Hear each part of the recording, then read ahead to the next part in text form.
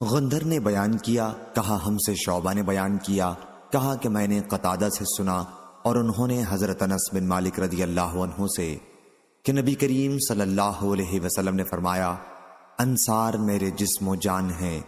ایک دور آئے گا کہ دوسرے لوگ تو بہت ہو جائیں گے لیکن انصار کم رہ جائیں گے، اس لیے ان کے نیکوکاروں کی پذیرائی کیا کرنا اور خطا کاروں سے درگزر کیا کرنا۔ صحیح بخاری حدیث نمبر 3801۔ شعبہ نے بیان کیا، ان سے ابو اسحاق نے کہا کہ میں نے برا بن عازب رضی اللہ عنہ سے سنا، انہوں نے بیان کیا کہ نبی کریم صلی اللہ علیہ وسلم کے پاس ہدیے میں ایک ریشمی حلہ آیا تو صحابہ اسے چھونے لگے اور اس کی نرمی اور نزاکت پر تعجب کرنے لگے۔ آپ صلی اللہ علیہ وسلم نے اس پر فرمایا، تمہیں اس کی نرمی پر تعجب ہے؟ سعد بن معاذ رضی اللہ عنہ کے رومال جنت میں اس سے کہیں بہتر ہیں، یا آپ نے فرمایا کہ اس سے کہیں زیادہ نرم و نازک ہیں۔ اس حدیث کی روایت قتادہ اور زہری نے بھی کی ہے، انہوں نے انس رضی اللہ عنہ سے سنا، انہوں نے نبی کریم صلی اللہ علیہ وسلم سے روایت کیا ہے۔ صحیح بخاری حدیث نمبر 3802۔ ابو عیوانہ کے داماد فضل بن مساور نے بیان کیا، کہا ہم سے ابو عیوانہ نے بیان کیا، عامش سے، ان سے ابو سفیان نے اور ان سے جابر رضی اللہ عنہ نے بیان کیا کہ میں نے رسول اللہ صلی اللہ علیہ وسلم سے سنا، آپ نے فرمایا کہ سعد بن معاذ رضی اللہ عنہ کی موت پر عرش ہل گیا۔ اور عامش سے روایت ہے، ان سے ابو صالح نے بیان کیا اور ان سے جابر رضی اللہ عنہ نے نبی کریم صلی اللہ علیہ وسلم سے اسی طرح روایت کیا۔ ایک صاحب نے جابر رضی اللہ عنہ سے کہا کہ برا رضی اللہ عنہ تو اس طرح بیان کرتے ہیں کہ چارپائی جس پر معاذ رضی اللہ عنہ کی نعش رکھی ہوئی تھی ہل گئی تھی۔ حضرت جابر رضی اللہ عنہ نے کہا، ان دونوں قبیلوں اوس و خزرج کے درمیان زمانہ جاہلیت میں دشمنی تھی، میں نے خود نبی کریم صلی اللہ علیہ وسلم کو یہ فرماتے سنا ہے کہ سعد بن معاذ رضی اللہ عنہ کی موت پر عرش رحمان ہل گیا تھا۔ صحیح بخاری حدیث نمبر 3803۔ شعبہ نے بیان کیا، ان سے سعد بن ابراہیم نے، ان سے ابو امامہ بن سہل بن حنیف نے اور ان سے حضرت ابو سعید خدری رضی اللہ عنہ نے بیان کیا کہ ایک قوم یہود بن قریظہ نے سعد بن معاذ رضی اللہ عنہ کو ثالث مان کر ہتھیار ڈال دیے تو انہیں بلانے کے لیے آدمی بھیجا گیا اور وہ گدھے پر سوار ہو کر آئے۔ جب اس جگہ کے قریب پہنچے جسے نبی کریم صلی اللہ علیہ وسلم نے ایام جنگ میں نماز پڑھنے کے لیے منتخب کیا ہوا تھا تو آن حضرت صلی اللہ علیہ وسلم نے صحابہ سے فرمایا کہ اپنے سب سے بہتر شخص کے لیے، یا آپ نے یہ فرمایا اپنے سردار کو لینے کے لیے کھڑے ہو جاؤ۔ پھر آپ نے فرمایا، اے سعد، انہوں نے تم کو ثالث مان کر ہتھیار ڈال دیے ہیں۔ حضرت سعد رضی اللہ عنہ نے کہا، پھر میرا فیصلہ یہ ہے کہ ان کے جو لوگ جنگ کرنے والے ہیں انہیں ختم کر دیا جائے اور ان کی عورتوں بچوں کو جنگی قیدی بنا لیا جائے۔ حضرت صلی اللہ علیہ وسلم نے فرمایا، تم نے اللہ کے فیصلے کے مطابق فیصلہ کیا، یا آپ نے یہ فرمایا کہ فرشتے کے حکم کے مطابق فیصلہ کیا ہے؟ صحیح بخاری حدیث نمبر 3804۔ حبان نے بیان کیا، کہا ہم سے حمام نے بیان کیا، انہیں قتادہ نے خبر دی اور انہیں حضرت انس رضی اللہ عنہ نے کہ نبی کریم صلی اللہ علیہ وسلم کی مجلس سے اٹھ کر دو صحابی ایک تاریک رات میں اپنے گھر کی طرف جانے لگے تو ایک غیبی نور ان کے آگے آگے چل رہا تھا، پھر جب وہ جدا ہوئے تو ان کے ساتھ ساتھ وہ نور بھی الگ الگ ہو گیا۔ اور معمر نے ثابت سے بیان کیا اور ان سے حضرت انس رضی اللہ عنہ نے کہ اسید بن حضیر رضی اللہ عنہ اور ایک دوسرے انصاری صحابی کے ساتھ یہ کرامت پیش آئی تھی۔ اور حماد نے بیان کیا، انہیں ثابت نے خبر دی اور انہیں حضرت انس رضی اللہ عنہ نے کہ اسید بن حضیر اور عباد بن بشر رضی اللہ عنہ کے ساتھ یہ کرامت پیش آئی تھی۔ یہ نبی کریم صلی اللہ علیہ وسلم کے حوالے سے نقل کیا ہے۔ صحیح بخاری حدیث نمبر 3805۔ محمد بن بشار نے بیان کیا، انہوں نے کہا ہم سے غندر نے بیان کیا، کہا ہم سے شعبہ نے بیان کیا، ان سے عمروں نے، ان سے ابراہیم نے، ان سے مسروق نے اور ان سے حضرت عبداللہ بن عمر رضی اللہ عنہ نے بیان کیا کہ میں نے نبی کریم صلی اللہ علیہ وسلم سے سنا، آپ نے فرمایا، قرآن 4 حضرات صحابہ رضی اللہ عنہم عبداللہ بن مسعود، ابو حذیفہ کے غلام سالم اور ابی بن کعب اور معاذ بن جبل رضی اللہ عنہم سے سیکھو۔ صحیح بخاری حدیث نمبر 3806۔ عبد الصمد نے بیان کیا، انہوں نے کہا ہم سے شعبہ نے بیان کیا کہ ہم سے قتادہ نے بیان کیا، انہوں نے کہا کہ میں نے حضرت انس بن مالک رضی اللہ عنہ سے سنا کہ حضرت ابو اسید رضی اللہ عنہ نے بیان کیا کہ نبی کریم صلی اللہ علیہ وسلم نے فرمایا، انصار کا بہترین گھرانہ بنو نجار کا گھرانہ ہے، پھر بنو عبد الاشہل کا، پھر بنو عبد الحارث کا، پھر بنو سعدہ کا، اور خیر انصار کے تمام گھرانوں میں ہے۔ حضرت سعد بن عبادہ نے کہا، اور وہ اسلام قبول کرنے میں بڑی قدامت رکھتے تھے، کہ میرا خیال ہے حضرت صلی اللہ علیہ وسلم نے ہم پر دوسروں کو فضیلت دے دی ہے۔ ان سے کہا گیا کہ حضرت صلی اللہ علیہ وسلم نے تم کو بھی تو بہت سے لوگوں پر فضیلت دی ہے، اعتراض کی کیا بات ہے؟ صحیح بخاری حدیث نمبر 3807۔ مسروق نے بیان کیا کہ عبداللہ بن عمر رضی اللہ عنہ کی مجلس میں حضرت عبداللہ بن مسعود رضی اللہ عنہ کا ذکر آیا کہ اس وقت سے ان کی محبت میرے دل میں بہت بیٹھ گئی جب میں نے رسول کریم صلی اللہ علیہ وسلم کو یہ فرماتے سنا کہ قرآن 4 آدمیوں سے سیکھو۔ عبداللہ بن مسعود رضی اللہ عنہ سے حضرت صلی اللہ علیہ وسلم نے انہی کے نام سے ابتدا کی، اور ابو حذیفہ رضی اللہ عنہ کے غلام سالم سے، معاذ بن جبل رضی اللہ عنہ سے، اور ابی بن کعب رضی اللہ عنہ سے۔ صحیح بخاری حدیث نمبر 3808۔ غندر نے بیان کیا، کہا کہ میں نے شعبہ سے سنا، انہوں نے قتادہ سے سنا، اور ان سے حضرت انس بن مالک رضی اللہ عنہ نے بیان کیا کہ نبی کریم صلی اللہ علیہ وسلم نے حضرت ابی بن کعب رضی اللہ عنہ سے فرمایا، اللہ تعالیٰ نے مجھے حکم دیا ہے کہ میں تم کو سورہ لم یکن الذین کفروا سناؤں۔ اس پر حضرت ابی بن کعب رضی اللہ عنہ بولے، کیا اللہ تعالیٰ نے میرا نام لیا ہے؟ حضرت صلی اللہ علیہ وسلم نے فرمایا کہ ہاں۔ اس پر حضرت ابی بن کعب رضی اللہ عنہ فرط مسرت سے رونے لگے۔ صحیح بخاری حدیث نمبر 3809۔ یحییٰ نے بیان کیا، کہا ہم سے شعبہ نے بیان کیا، ان سے قتادہ نے، اور ان سے حضرت انس بن مالک رضی اللہ عنہ نے، کہ نبی کریم صلی اللہ علیہ وسلم کے زمانے میں 4 آدمی جن سب کا تعلق قبیلہ انصار سے تھا قرآن مجید جمع کرنے والے تھے، ابی بن کعب، معاذ بن جبل، ابو زید اور زید بن ثابت رضی اللہ عنہم۔ میں نے پوچھا ابو زید کون ہیں؟ انہوں نے فرمایا کہ وہ میرے ایک چچا ہیں۔ صحیح بخاری حدیث نمبر 3810۔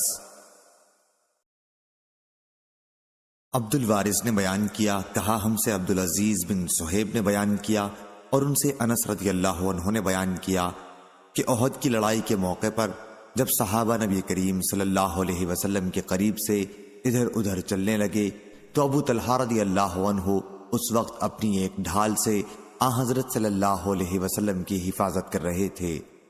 حضرت ابو طلحہ بڑے تیر انداز تھے اور خوب کھینچ کر تیر چلایا کرتے تھے، چنانچہ اس دن 2 یا 3 کمانیں انہوں نے توڑ دی تھیں۔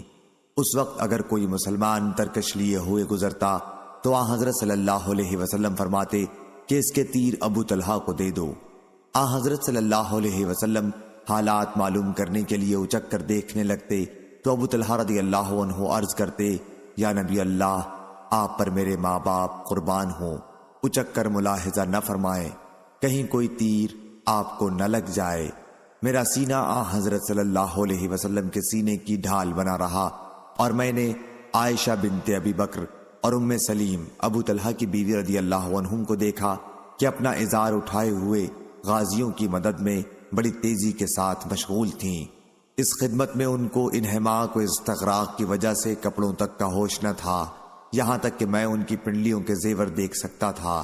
انتہائی جلدی کے ساتھ مشکیزیں اپنی پیٹھوں پر لیے جاتی تھیں اور مسلمانوں کو پلا کر واپس آتی تھیں، اور پھر انہیں بھر کر لے جاتی اور ان کا پانی مسلمانوں کو پلاتی۔ اور ابو طلحہ رضی اللہ عنہ کے ہاتھ سے اس دن 2 یا 3 مرتبہ تلوار چھوٹ کر گر پڑی تھی۔ صحیح بخاری حدیث نمبر 3811۔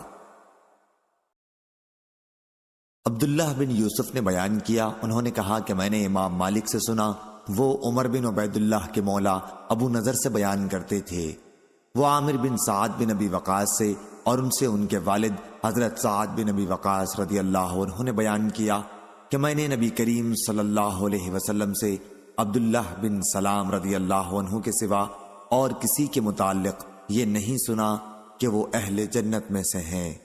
بیان کیا کہ آیت وَشَهِدَ شَاهِدٌ مِّن بَنِي إِسْرَائِيلَ سورۃ الاحقاف آیت نمبر 10 انہی کے بارے میں نازل ہوئی تھی۔ راوی حدیث عبداللہ بن یوسف نے بیان کیا کہ آیت کے نزول کے متعلق مالک کا قول ہے یا حدیث میں اسی طرح تھا۔ صحیح بخاری حدیث نمبر 3812۔ اظہر سمان نے بیان کیا ان سے ابن عون نے، ان سے محمد نے اور ان سے قیس بن عباد نے بیان کیا کہ میں مسجد نبوی میں بیٹھا ہوا تھا کہ ایک بزرگ مسجد میں داخل ہوئے جن کے چہرے پر خشوع و خضوع کے آثار ظاہر تھے۔ لوگوں نے کہا کہ یہ بزرگ جنتی لوگوں میں ہیں۔ پھر انہوں نے 2 رکعت نماز مختصر طریقے پر پڑھی اور باہر نکل گئے۔ میں بھی ان کے پیچھے ہو لیا اور عرض کی کہ جب آپ مسجد میں داخل ہوئے تھے تو لوگوں نے کہا کہ یہ بزرگ جنت والوں میں سے ہیں۔ اس پر انہوں نے کہا خدا کی قسم کسی کے لیے ایسی بات زبان سے نکالنا مناسب نہیں ہے جسے وہ نہ جانتا ہو، اور میں تمہیں بتاؤں گا کہ ایسا کیوں ہے۔ نبی کریم صلی اللہ علیہ وسلم کے زمانے میں نے ایک خواب میں دیکھا اور آن حضرت صلی اللہ علیہ وسلم سے اسے بیان کیا۔ میں نے خواب یہ دیکھا تھا کہ جیسے میں ایک باغ میں ہوں، پھر انہوں نے اس کی وسعت اور اس کے سبزہ زاروں کا ذکر کیا۔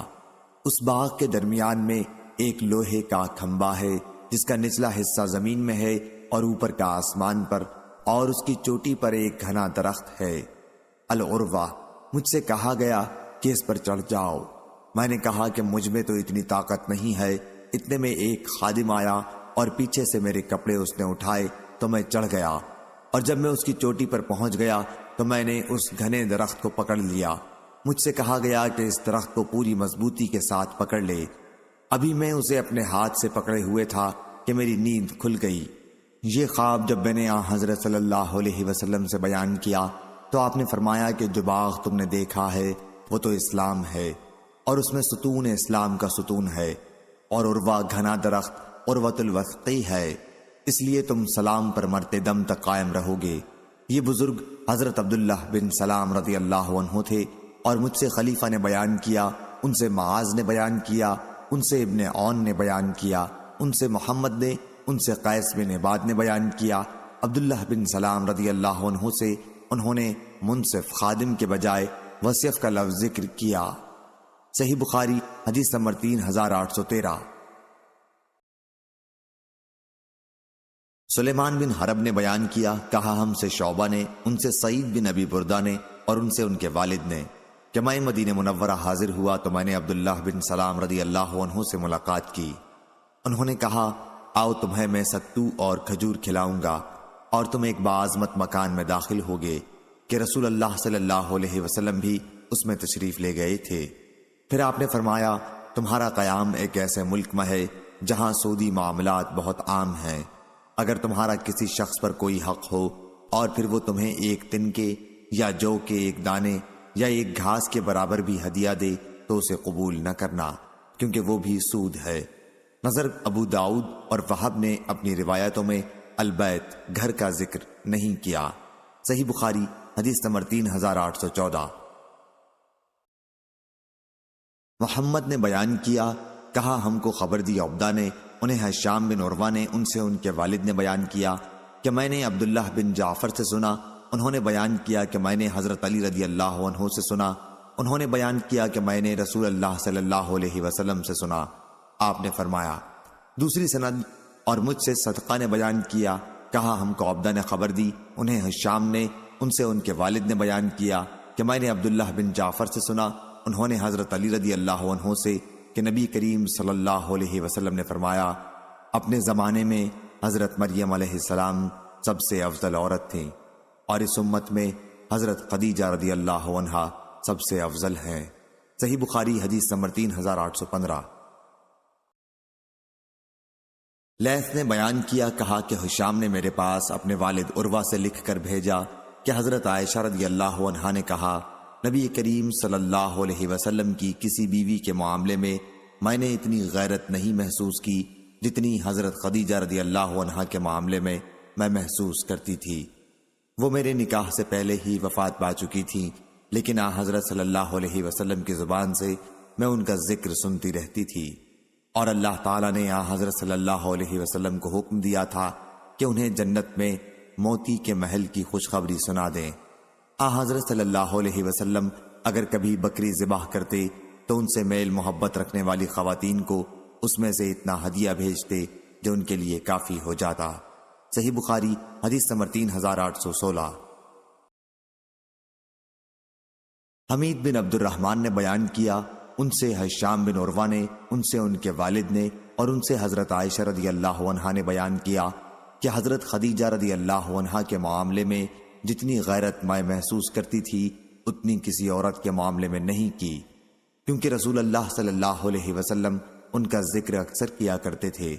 انہوں نے بیان کیا کہ حضرت صلی اللہ علیہ وسلم سے میرا نکاح ان کی وفات کے 3 سال بعد ہوا تھا، اور اللہ تعالیٰ نے انہیں حکم دیا تھا یا جبریل علیہ السلام کے ذریعے یہ پیغام پہنچایا تھا کہ حضرت صلی اللہ علیہ وسلم انہیں جنت میں موتیوں کے ایک محل کی بشارت دے دیں۔ صحیح بخاری حدیث نمبر 3817۔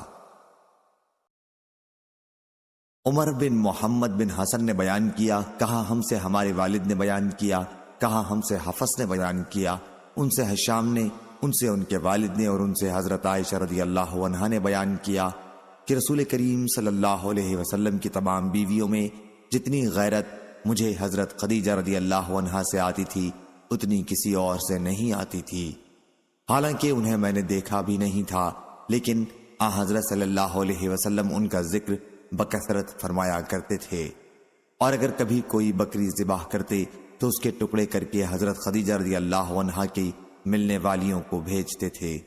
میں نے اکثر حضور صلی اللہ علیہ وسلم سے کہا، جیسے دنیا میں حضرت خدیجہ رضی اللہ عنہا کے سوا کوئی عورت ہے ہی نہیں۔ اس پر آپ فرماتے کہ وہ ایسی تھیں اور ایسی تھیں، اور ان سے میری اولاد ہے۔ صحیح بخاری حدیث نمبر 3818۔ یحییٰ نے بیان کیا، ان سے اسماعیل نے بیان کیا کہ میں نے حضرت عبداللہ بن ابی اوفیٰ رضی اللہ عنہ سے پوچھا، رسول اللہ صلی اللہ علیہ وسلم نے حضرت خدیجہ رضی اللہ عنہا کو بشارت دی تھی؟ انہوں نے فرمایا کہ ہاں، جنت میں موتیوں کے ایک محل کی بشارت دی تھی، جہاں نہ کوئی شور و غل ہوگا اور نہ تھکن ہوگی۔ صحیح بخاری حدیث نمبر 3819۔ محمد بن فضیل نے بیان کیا، ان سے عمارہ نے، ان سے ابو زرع نے، اور ان سے حضرت ابو ہریرہ رضی اللہ عنہ نے بیان کیا کہ جبریل علیہ السلام رسول اللہ صلی اللہ علیہ وسلم کے پاس آئے اور کہا، یا رسول اللہ صلی اللہ علیہ وسلم، خدیجہ رضی اللہ عنہا آپ کے پاس ایک برتن لیے آ رہی ہیں جس میں سالن، یا فرمایا کھانا، یا فرمایا پینے کی چیز ہے۔ جب وہ آپ کے پاس آئیں تو ان کے رب کی جانب سے انہیں سلام پہنچانا اور میری طرف سے بھی، اور انہیں جنت میں موتیوں کے ایک محل کی بشارت دے دیجیے گا جہاں نہ شور و ہنگامہ ہوگا اور نہ تکلیف و تھکن ہوگی۔ صحیح بخاری حدیث نمبر 3820۔ علی بن مسہر نے خبر دی، انہیں ہشام نے، انہیں ان کے والد نے، اور ان سے حضرت عائشہ رضی اللہ عنہا نے بیان کیا کہ حضرت خدیجہ رضی اللہ عنہا کی بہن حالہ بنت خویلد رضی اللہ عنہا نے ایک مرتبہ حضرت صلی اللہ علیہ وسلم سے اندر آنے کی اجازت چاہی تو آپ کو حضرت خدیجہ رضی اللہ عنہا کی اجازت لینے کی یاد آ گئی۔ آپ چونک اٹھے اور فرمایا، اللہ، یہ تو حالہ ہیں۔ حضرت عائشہ رضی اللہ عنہا نے کہا کہ مجھے اس پر بڑی غیرت آئی۔ میں نے کہا، آپ قریش کی کس بوڑھی کا ذکر کیا کرتے ہیں جس کے مسوڑوں پر بھی دانتوں کے ٹوٹ جانے کی وجہ سے صرف سرخی باقی رہ گئی تھی، اور جسے مرے ہوئے بھی ایک زمانہ گزر چکا ہے؟ اللہ تعالیٰ نے آپ کو اس سے بہتر بیوی دے دی ہے۔ صحیح بخاری حدیث نمبر 3821۔ خالد نے بیان کیا کہ میں نے قیس سے سنا، انہوں نے بیان کیا کہ حضرت جریر بن عبداللہ رضی اللہ عنہ نے فرمایا، جب سے میں اسلام میں داخل ہوا رسول اللہ صلی اللہ علیہ وسلم نے مجھے گھر کے اندر آنے سے نہیں روکا۔ جب بھی میں نے اجازت چاہی اور جب بھی آپ مجھے دیکھتے تو مسکراتے۔ صحیح بخاری حدیث نمبر 3822۔ اور قیس سے روایت ہے کہ حضرت جریر بن عبداللہ رضی اللہ عنہ نے فرمایا، زمانہ جاہلیت میں ذوالخصا نامی ایک بتکدہ تھا، اسے الکعبۃ الیمانیہ یا الکعبۃ الشامیہ بھی کہتے تھے۔ حضرت صلی اللہ علیہ وسلم نے مجھ سے فرمایا، ذوالخلصہ کے وجود سے میں جس اذیت میں مبتلا ہوں، کیا تم مجھے اس سے نجات دلا سکتے ہو؟ انہوں نے بیان کیا کہ پھر قبیلہ احمس کے 150 سواروں کو میں لے کر چلا۔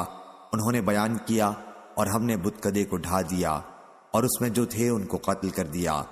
پھر حضرت صلی اللہ علیہ وسلم کی خدمت میں حاضر ہوئے اور آپ کو خبر دی تو آپ نے ہمارے لیے اور قبیلہ احمس کے لیے دعا فرمائی۔ صحیح بخاری حدیث نمبر 3823۔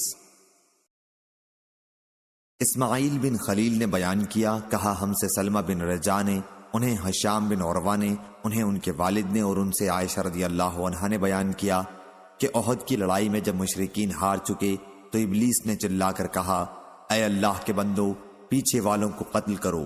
چنانچہ آگے کے مسلمان پیچھے والوں پر پل پڑے اور انہیں قتل کرنا شروع کر دیا۔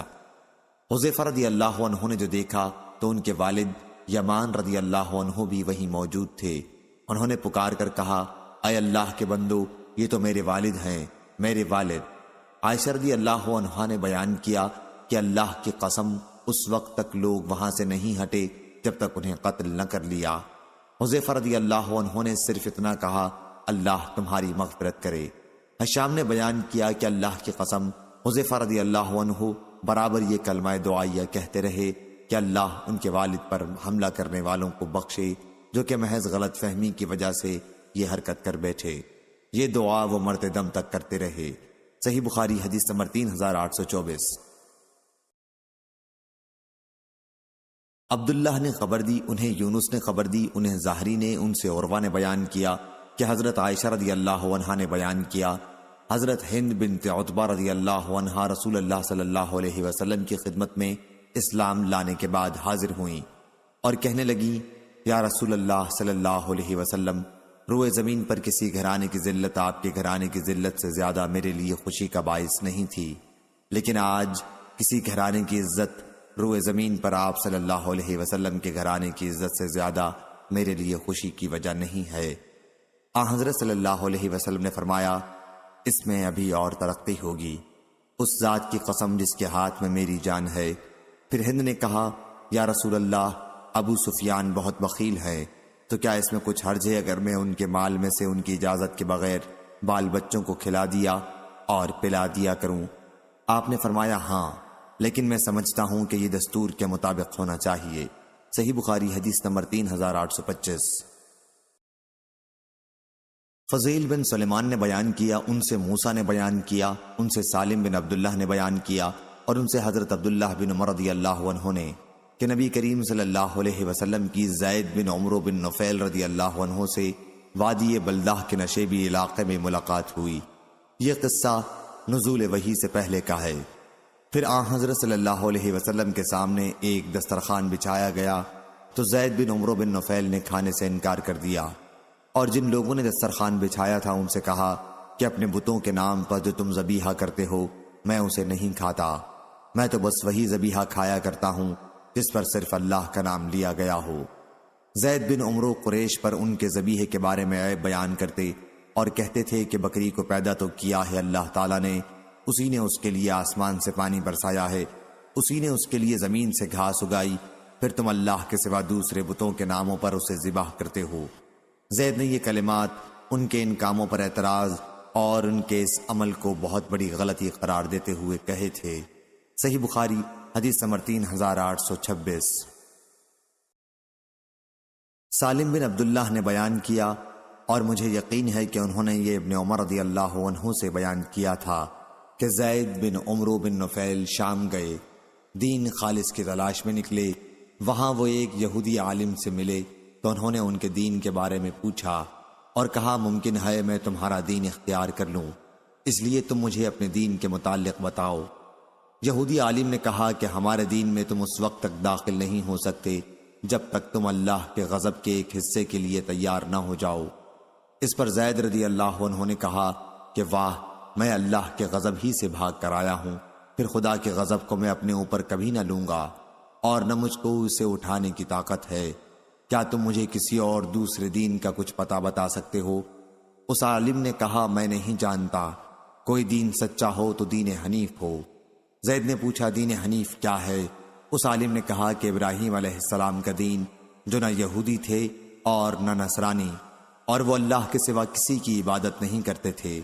زید وہاں سے چلے آئے اور ایک نصرانی پادری سے ملے، ان سے بھی اپنا خیال بیان کیا۔ اس نے بھی یہی کہا کہ تم ہمارے دین میں آؤ گے تو اللہ تعالیٰ کی لعنت میں سے ایک حصہ لوگے۔ زید رضی اللہ عنہ نے کہا میں اللہ کی لعنت سے ہی بچنے کے لیے تو یہ سب کچھ کر رہا ہوں، اللہ کی لعنت اٹھانے کی مجھ میں طاقت نہیں، اور نہ میں اس کا یہ غضب کسی طرح اٹھا سکتا ہوں۔ کیا تم میرے لیے اس کے سوا کوئی اور دین بتلا سکتے ہو؟ پادری نے کہا کہ میری نظر میں ہے تو صرف ایک دین حنیف سچا دین ہے۔ زید نے پوچھا دین حنیف کیا ہے؟ کہا کہ وہ دین ابراہیم علیہ السلام ہے، جو نہ یہودی تھے اور نہ نصرانی، اور اللہ کے سوا وہ کسی کی پوجا نہیں کرتے تھے۔ زید نے جب دین ابراہیم علیہ السلام کے بارے میں ان کی یہ رائے سنی تو وہاں سے روانہ ہو گئے، اور اس سرزمین سے باہر نکل کر اپنے دونوں ہاتھ آسمان کی طرف اٹھائے اور یہ دعا کی، اے اللہ میں گواہی دیتا ہوں کہ میں دین ابراہیم پر ہوں۔ صحیح بخاری حدیث نمبر 3827۔ اور لیث بن سعد نے کہا کہ مجھے ہشام نے لکھا اپنے والد عروہ بن زبیر سے، اور انہوں نے کہا کہ ہم سے حضرت اسماء بنت ابی بکر رضی اللہ عنہا نے بیان کیا کہ میں نے زید بن عمرو بن نفیل کو کعبے سے اپنی پیٹھ لگائے ہوئے کھڑے ہو کر یہ سنا، اے قریش کے لوگوں، خدا کی قسم میرے سوا اور کوئی تمہارے یہاں دین ابراہیم پر نہیں ہے۔ اور زید بیٹیوں کو زندہ نہیں گاڑتے تھے، اور ایسے شخص سے جو اپنی بیٹی کو مار ڈالنا چاہتا کہتے اس کی جان نہ لے، اس کے تمام اخراجات کا ذمہ میں لیتا ہوں۔ چنانچہ لڑکی کو اپنی پرورش میں رکھ لیتے، جب وہ بڑی ہو جاتی تو اس کے باپ سے کہتے اب اگر تم چاہو تو میں تمہاری لڑکی کو تمہارے حوالے کر سکتا ہوں، اور اگر تمہاری مرضی ہو تو میں اس کے سب کام پورے کر دوں گا۔ صحیح بخاری حدیث نمبر 3828۔ ابن جریج نے خبر دی، کہا کہ مجھے عمرو بن دینار نے خبر دی، انہوں نے حضرت جابر بن عبداللہ رضی اللہ عنہ سے سنا، انہوں نے بیان کیا کہ جب کعبے کی تعمیر ہو رہی تھی تو نبی کریم صلی اللہ علیہ وسلم اور حضرت عباس رضی اللہ عنہ اس کے لیے پتھر ڈھو رہے تھے۔ حضرت عباس رضی اللہ عنہ نے حضرت صلی اللہ علیہ وسلم سے کہا اپنا تہبند گردن پر رکھ لو، اس طرح پتھر کی خراش لگنے سے بچ جاؤ گے۔ آپ نے جب ایسا کیا آپ زمین پر گر پڑے اور آپ کی نظر آسمان پر گڑ گئی۔ جب ہوش ہوا تو آپ نے چچا سے فرمایا میرا تہبند لاؤ، پھر انہوں نے آپ کا تہبند خوب مضبوط باندھ دیا۔ صحیح بخاری حدیث نمبر 3829۔ حماد بن زید نے بیان کیا، ان سے عمرو بن دینار اور عبید اللہ بن ابی زید نے بیان کیا کہ نبی کریم صلی اللہ علیہ وسلم کے زمانے میں بیت اللہ کے گرد احاطے کی دیوار نہ تھی، لوگ کعبے کے گرد نماز پڑھتے تھے۔ پھر جب حضرت عمر رضی اللہ عنہ کا دور آیا تو انہوں نے اس کے گرد دیوار بنوائی۔ عبید اللہ نے بیان کیا کہ یہ دیواریں بھی پست تھیں، عبداللہ بن زبیر رضی اللہ عنہ نے ان کو بلند کیا۔ صحیح بخاری حدیث نمبر 3830۔ یحییٰ بن قطان نے بیان کیا کہ مجھ سے میرے والد نے بیان کیا، اور ان سے حضرت عائشہ رضی اللہ عنہا نے بیان کیا کہ عاشورہ کا روزہ قریش لوگ زمانہ جاہلیت میں رکھتے تھے، اور نبی کریم صلی اللہ علیہ وسلم نے بھی اسے باقی رکھا تھا۔ جب آپ صلی اللہ علیہ وسلم مدینہ تشریف لائے تو آپ صلی اللہ علیہ وسلم نے خود بھی اس دن روزہ رکھا اور صحابہ رضی اللہ عنہم کو بھی رکھنے کا حکم دیا۔ لیکن جب رمضان کا روزہ 2 ہجری میں فرض ہوا تو اس کے بعد آپ نے حکم دیا کہ جس کا جی چاہے عاشورہ کا روزہ رکھے اور جو نہ چاہے نہ رکھے۔ صحیح بخاری حدیث نمبر 3831۔ وہیب نے بیان کیا، کہا ہم سے عبداللہ بن طاؤس نے بیان کیا، ان سے ان کے والد نے، اور ان سے حضرت ابن عباس رضی اللہ عنہ نے بیان کیا کہ زمانے جاہلیت میں لوگ حج کے مہینوں میں عمرہ کرنا بہت بڑا گناہ خیال کرتے تھے۔ وہ محرم کو سفر کہتے۔ ان کے ہاں یہ مثل تھی کہ اونٹ کی پیٹھ کا زخم جب اچھا ہونے لگے اور حاجیوں کے نشانات قدم مٹ چکے تو اب عمرہ کرنے والوں کا عمرہ جائز ہوا۔ ابن عباس رضی اللہ عنہ نے بیان کیا کہ پھر رسول اللہ صلی اللہ علیہ وسلم اپنے اصحاب کے ساتھ ذی الحج کی 4 تاریخ کو حج کا احرام باندھے ہوئے مکہ تشریف لائے، تو آپ نے صحابہ کو حکم دیا کہ اپنے حج کو عمرہ کر ڈالیں، طواف اور سعی کر کے احرام کھول دیں۔ صحابہ نے عرض کیا یا رسول اللہ، اس عمرے اور حج کے دوران میں کیا چیزیں حلال ہوں گی؟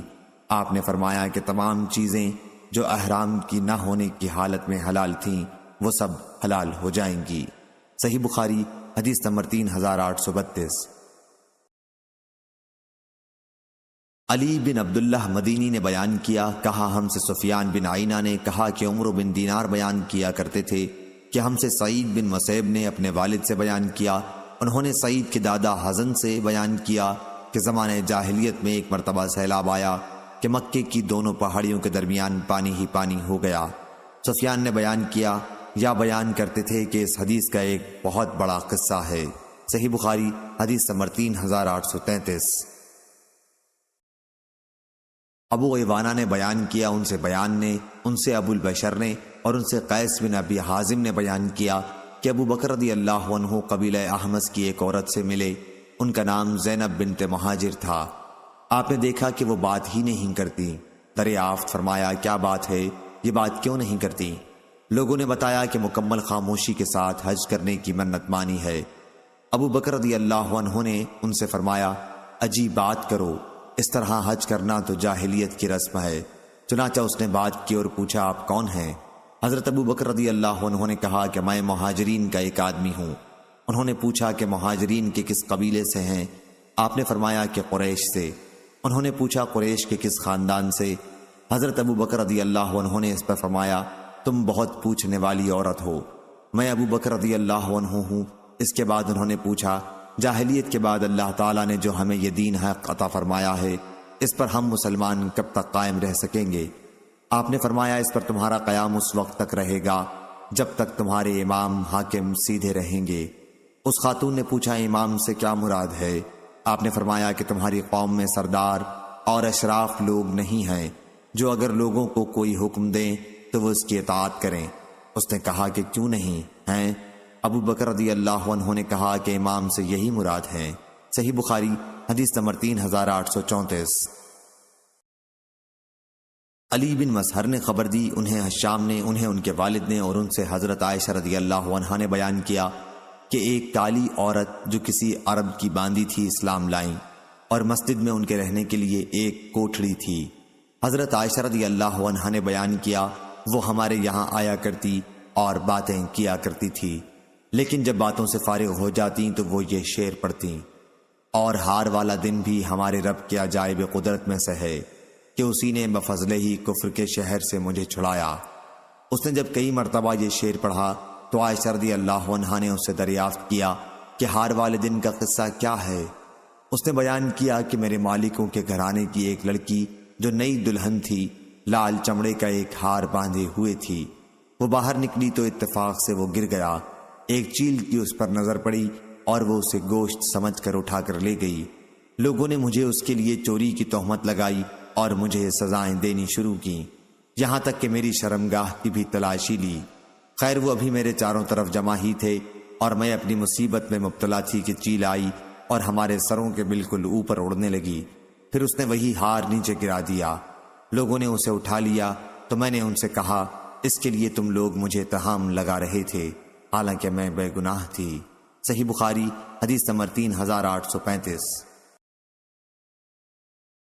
اسماعیل بن جعفر نے بیان کیا، ان سے عبداللہ بن دینار نے اور ان سے عبداللہ بن عمر رضی اللہ عنہ نے کہ نبی کریم صلی اللہ علیہ وسلم نے فرمایا ہاں اگر کسی کو قسم کھانی ہی ہو تو اللہ کے سوا اور کسی کی قسم نہ کھائے۔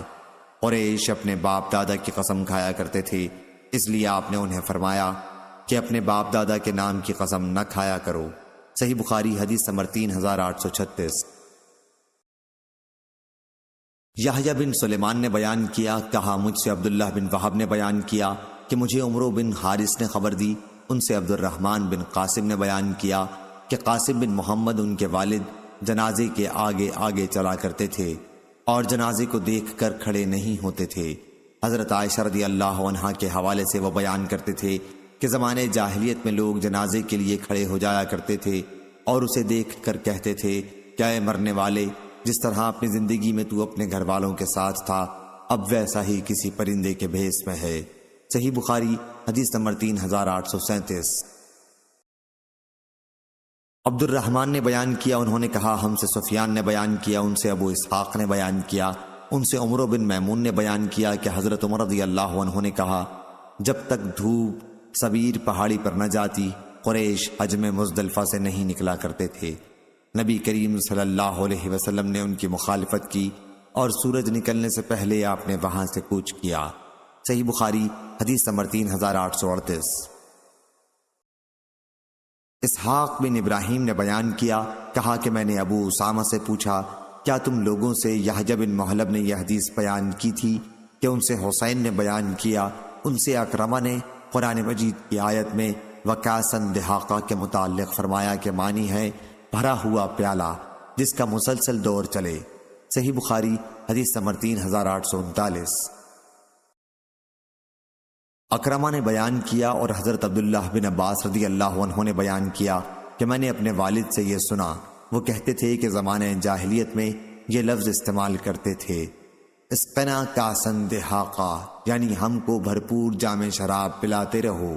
صحیح بخاری حدیث نمبر 3840۔ سفیان نے بیان کیا، ان سے عبد الملک نے، ان سے ابو سلمہ نے، ان سے حضرت ابو ہریرہ رضی اللہ عنہ نے کہ نبی کریم صلی اللہ علیہ وسلم نے فرمایا سب سے سچی بات جو کوئی شاعر کہہ سکتا تھا وہ لبید شاعر نے کہی، ہاں اللہ کے سوا ہر چیز باطل ہے۔ اور امیہ بن ابی سلط جاہلیت کا ایک شاعر مسلمان ہونے کے قریب تھا۔ صحیح بخاری حدیث نمبر 3841۔ اسماعیل نے بیان کیا، کہا مجھ سے میرے بھائی نے بیان کیا، ان سے سلیمان نے، ان سے یحییٰ بن سعید نے، ان سے عبد الرحمن بن قاسم نے، ان سے قاسم بن محمد نے، اور ان سے عائشہ رضی اللہ عنہا نے بیان کیا کہ حضرت ابو بکر رضی اللہ عنہ کا ایک غلام تھا جو روزانہ انہیں کچھ کمائی دیا کرتا تھا، اور حضرت ابو بکر رضی اللہ عنہ اسے اپنی ضروریات میں استعمال کیا کرتے تھے۔ ایک دن وہ غلام کوئی چیز لایا اور حضرت ابو بکر رضی اللہ عنہ نے بھی اس میں سے کھا لیا۔ پھر غلام نے کہا آپ کو معلوم ہے یہ کیسی کمائی سے ہے؟ آپ نے دریافت فرمایا کیسی سے ہے؟ اس نے کہا میں نے زمانہ جاہلیت میں ایک شخص کے لیے کہانت کی تھی، حالانکہ مجھے کہانت نہیں آتی تھی، میں نے اسے صرف دھوکہ دیا تھا، لیکن اتفاق سے وہ مجھے مل گیا اور اس نے اس کی اجرت میں مجھ کو یہ چیز دی تھی، آپ کھا بھی چکے ہیں۔ حضرت ابو بکر رضی اللہ عنہ نے یہ سنتے ہی اپنا ہاتھ منہ میں ڈالا اور پیٹ کی تمام چیزیں قے کر کے نکال دیں۔ صحیح بخاری حدیث نمبر 3842۔ نافع نے خبر دی اور ان سے عبداللہ بن عمر رضی اللہ عنہ نے بیان کیا کہ زمانے جاہلیت کے لوگ حبل الحبلہ تک قیمت کی ادائیگی کے وعدے پر اونٹ کا گوشت ادھار بیچا کرتے تھے۔ عبداللہ رضی اللہ عنہ نے بیان کیا کہ حبل الحبلہ کا مطلب یہ ہے کہ کوئی حاملہ اونٹنی اپنا بچہ جننے، پھر وہ نوزائیدہ بچہ بڑھ کر حاملہ ہو۔ نبی کریم صلی اللہ علیہ وسلم نے اس طرح کی خرید و فروخت ممنوع قرار دے دی تھی۔ صحیح بخاری حدیث نمبر 3843۔ مہدی نے بیان کیا، انہوں نے کہا کہ غیلان بن جریر نے بیان کیا کہ ہم انس بن مالک رضی اللہ عنہ کی خدمت میں حاضر ہوتے تھے، وہ ہم سے انصار کے متعلق بیان فرمایا کرتے تھے اور مجھ سے فرماتے کہ تمہاری قوم نے فلاں موقع پر یہ کارنامہ انجام دیا، فلاں موقع پر یہ کارنامہ انجام دیا۔ صحیح بخاری حدیث نمبر 3844۔ قطن ابو الحسم نے کہا ہم سے ابو یزید مدنی نے، ان سے مکرمہ نے اور ان سے ابن عباس رضی اللہ عنہ نے بیان کیا جاہلیت میں سب سے پہلا قسامہ ہمارے ہی قبیلے بنی ہاشم میں ہوا تھا۔ بنو ہاشم کے ایک شخص عمرو بن علقمہ کو قریش کے کسی دوسرے خاندان کے ایک شخص خداش بن عبداللہ عامری نے نوکر پر رکھا۔ اب یہ ہاشمی نوکر اپنے صاحب کے ساتھ اس کے اونٹ لے کر شام کی طرف چلا، وہاں کہیں اس نوکر کے پاس سے ایک دوسرا ہاشمی شخص گزرا، اس کی بوری کا بندھن ٹوٹ گیا تھا، اس نے اپنے نوکر بھائی سے التجا کی میری مدد کر اونٹ باندھنے کی، مجھے ایک رسی دے دے، میں اس سے اپنا تھیلا باندھوں، اگر رسی نہ ہوگی تو وہ بھاگ جائے گا۔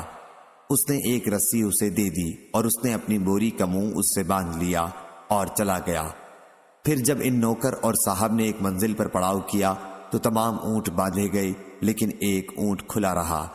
جس صاحب نے ہاشمی کو نوکری پر اپنے ساتھ رکھا تھا اس نے پوچھا، سب اونٹ تو باندھے، یہ اونٹ کیوں نہیں باندھا گیا؟ کیا بات ہے؟ نوکر نے کہا، اس کی رسی موجود نہیں ہے۔ صاحب نے پوچھا، کہاں ہے اس کی رسی؟ اور غصے میں آ کر ایک لکڑی اس پر پھینک ماری۔ اس کی موت آن پہنچی۔ اس کے مرنے سے پہلے وہاں سے ایک یمنی شخص گزر رہا تھا۔ ہاشمی نوکر نے پوچھا، کیا حج کے لیے ہر سال تم مکہ جاتے ہو؟ اس نے کہا، ابھی تو ارادہ نہیں ہے، لیکن میں کبھی جاتا رہتا ہوں۔ اس نوکر نے کہا، جب بھی تم مکہ پہنچو کیا میرا ایک پیغام پہنچا دو گے؟ اس نے کہا، ہاں پہنچا دوں گا۔ اس نوکر نے کہا کہ جب بھی تم حج کے لیے جاؤ تو پکارنا، اے قریش کے لوگوں۔ جب وہ تمہارے پاس جمع ہو جائیں تو پکارنا، اے بنی ہاشم۔ جب وہ تمہارے پاس آ جائیں تو ان سے ابو طالب کا پوچھنا اور انہیں بتلانا کہ فلاں شخص نے مجھے ایک رسی کے لیے قتل کر دیا۔ اس وصیت کے بعد وہ نوکر مر گیا۔ پھر جب اس کا صاحب مکہ آیا تو ابو طالب کے یہاں بھی گیا۔ جناب ابو طالب نے دریافت کیا، ہمارے قبیلے کے جس شخص کو تم اپنے ساتھ نوکری کے لیے لے گئے تھے اس کا کیا ہوا؟ اس نے کہا کہ وہ بیمار ہو گیا تھا، میں نے خدمت کرنے میں کوئی کسر نہیں اٹھا رکھی، لیکن وہ مر گیا تو میں نے اسے دفن کر دیا۔ ابو طالب نے کہا کہ اس کے لیے تمہاری طرف سے یہی ہونا چاہیے تھا۔ ایک مدت کے بعد وہی یمنی شخص جسے ہاشمی نوکر نے پیغام پہنچانے کی وصیت کی تھی موسم حج میں آیا اور آواز دی، اے قریش کے لوگوں۔ لوگوں نے بتایا کہ یہاں قریش ہیں۔ اس نے آواز دی، اے بنی ہاشم۔ لوگوں نے بتایا کہ بنی ہاشم یہ ہیں۔ اس نے پوچھا، ابو طالب کہاں ہیں؟ لوگوں نے بتایا تو اس نے کہا کہ فلاں شخص نے مجھے ایک پیغام پہنچانے کے لیے کہا تھا کہ فلاں شخص نے اسے ایک رسی کی وجہ سے قتل کر دیا ہے۔ اب جناب ابو طالب اس صاحب کے یہاں آئے اور کہا کہ ان تین چیزوں میں سے کوئی چیز پسند کر لو، اگر تم چاہو تو 100 اونٹ دیت میں دے دو، کیونکہ تم نے ہمارے قبیلے کے آدمی کو قتل کیا ہے، اور اگر چاہو تو تمہاری قوم کے 50 آدمی اس کی قسم کھا لیں کہ تم نے اسے قتل نہیں کیا۔ اگر تم اس پر تیار نہیں تو ہم تمہیں اس کے بدلے میں قتل کر دیں گے۔ وہ شخص اپنی قوم کے پاس آیا تو وہ اس کے لیے تیار ہو گئے کہ ہم قسم کھا لیں گے۔ پھر بنو ہاشم کی ایک عورت ابو طالب کے پاس آئی جو اسی قبیلے کے ایک شخص سے بیاہی ہوئی تھی اور اپنے اس شوہر سے اس کا بچہ بھی تھا۔ اس نے کہا، اے ابو طالب، آپ مہربانی کریں اور میرے اس لڑکے کو ان 50 آدمیوں میں معاف کر دیں، اور جہاں قسمیں لی جاتی ہیں یعنی رکن اور مقام ابراہیم کے درمیان، اس سے وہاں قسم نہ لیں۔ حضرت ابو طالب نے اسے معاف کر دیا۔ اس کے بعد ان میں کا ایک اور شخص آیا اور کہا، اے ابو طالب، آپ نے 100 اونٹوں کی جگہ 50 آدمیوں سے قسم طلب کی ہے، اس طرح ہر شخص پر 2 اونٹ پڑتے ہیں۔ یہ اونٹ میری طرف سے آپ قبول کر لیں اور مجھے اس مقام پر قسم کے لیے مجبور نہ کریں جہاں قسم لی جاتی ہے۔ حضرت ابو طالب نے اسے بھی منظور کر لیا۔ اس کے بعد بقیہ 48 جو آدمی آئے اور انہوں نے قسم کھا لی۔ ابن عباس رضی اللہ عنہ نے کہا، اس ذات کی قسم جس کے ہاتھ میں میری جان ہے، ابھی اس واقعے کو پورا سال بھی نہیں گزرا تھا کہ ان 48 آدمیوں میں سے ایک بھی ایسا نہیں رہا جو آنکھ ہلاتا۔ صحیح بخاری حدیث نمبر 3845۔ اسامہ نے بیان کیا، ان سے حشام نے، ان سے ان کے والد نے، اور ان سے حضرت عائشہ رضی اللہ عنہا نے بیان کیا کہ بعض کی لڑائی اللہ تعالیٰ نے مصلحت کی وجہ سے رسول اللہ صلی اللہ علیہ وسلم سے پہلے برپا کرا دی تھی۔ حضرت صلی اللہ علیہ وسلم جب مدینہ تشریف لائے تو یہاں انصار کی جماعت میں پھوٹ پڑی ہوئی تھی۔ ان کے سردار مارے جا چکے تھے یا زخمی ہو چکے تھے۔ اللہ تعالیٰ نے اس لڑائی کو اس لیے پہلے برپا کیا تھا کہ انصار اسلام میں داخل ہو جائیں۔ صحیح بخاری حدیث نمبر 3846۔ عمروں نے خبر دی، انہیں بکیر بن اشج نے اور عبداللہ بن عباس رضی اللہ عنہ کے مولا قریب نے ان سے بیان کیا کہ عبداللہ بن عباس رضی اللہ عنہ نے بتایا، صفا اور مروہ کے درمیان نالے کے اندر زور سے دوڑنا سنت نہیں ہے۔ یہاں جاہلیت کے دور میں لوگ تیزی کے ساتھ دوڑا کرتے تھے کہ ہم تو اس پتھریلی جگہ سے دوڑ ہی کر پار ہوں گے۔ صحیح بخاری حدیث نمبر 3847۔ سفیان نے بیان کیا، انہوں نے کہا، ہم کو مطرف نے خبر دی، کہا میں نے ابو سفر سے سنا، وہ بیان کرتے تھے کہ میں نے عبداللہ بن عباس رضی اللہ عنہ سے سنا۔ انہوں نے کہا، اے لوگو، میری باتیں سنو کہ میں تم سے بیان کرتا ہوں، اور جو کچھ تم نے سمجھا ہے وہ مجھے سناؤ۔ ایسا نہ ہو کہ تم لوگ یہاں سے اٹھ کر بغیر سمجھے چلے جاؤ اور پھر کہنے لگو کہ ابن عباس رضی اللہ عنہ نے یوں کہا اور ابن عباس رضی اللہ عنہ نے یوں کہا۔ جو شخص بھی بیت اللہ کا طواف کرے تو وہ حتیم کے پیچھے سے طواف کرے، اور حجر کو حتیم نہ کہا کرو، یہ جاہلیت کا نام ہے۔ اس وقت لوگوں میں جب کوئی کسی بات کی قسم کھاتا تو اپنا کوڑا، جوتا یا کمان وہاں پھینک دیتا۔ صحیح بخاری حدیث نمبر 3848۔ حشیم نے بیان کیا، ان سے حسین نے، ان سے عمر بن میمون نے بیان کیا کہ میں نے زمانہ جاہلیت میں ایک بندریا دیکھی، اس کے چاروں طرف بہت سے بندر جمع ہو گئے تھے۔ اس بندریا نے زنا کرایا تھا، اس لیے سبوں نے مل کر اسے رجم کیا اور ان کے ساتھ میں بھی پتھر مارنے میں شریک ہوا۔ صحیح بخاری حدیث نمبر 3849۔ سفیان نے بیان کیا، ان سے عبید اللہ نے، اور انہوں نے حضرت عبداللہ بن عباس رضی اللہ عنہ سے سنا، انہوں نے کہا کہ جاہلیت کی عادتوں میں سے یہ عادتیں ہیں: نسب کے معاملے میں طعنہ مارنا اور میت پر نوحہ کرنا۔ تیسری عادت کے متعلق عبید اللہ راوی بھول گئے تھے، اور سفیان نے بیان کیا کہ لوگ کہتے ہیں کہ وہ تیسری بات ستاروں کو بارش کی علت سمجھنا ہے۔ صحیح بخاری حدیث نمبر 3850۔ نظر نے بیان کیا، کہا ان سے حشام نے، ان سے اکرمہ نے، اور ان سے حضرت ابن عباس رضی اللہ عنہ نے بیان کیا کہ جب رسول اللہ صلی اللہ علیہ وسلم کی 40 سال کی عمر ہوئی تو آپ پر وحی نازل ہوئی۔ اس کے بعد حضرت صلی اللہ علیہ وسلم 13 سال مکہ مکرمہ میں رہے، پھر آپ کو ہجرت کا حکم ہوا اور آپ مدینہ منورہ ہجرت کر کے چلے گئے، وہاں 10 سال رہے، پھر آپ نے وفات فرمائی صلی اللہ علیہ وسلم۔ اس حساب سے کل عمر شریف آپ کی 63 سال ہوتی ہے، اور یہی صحیح ہے۔ صحیح بخاری حدیث نمبر 3851۔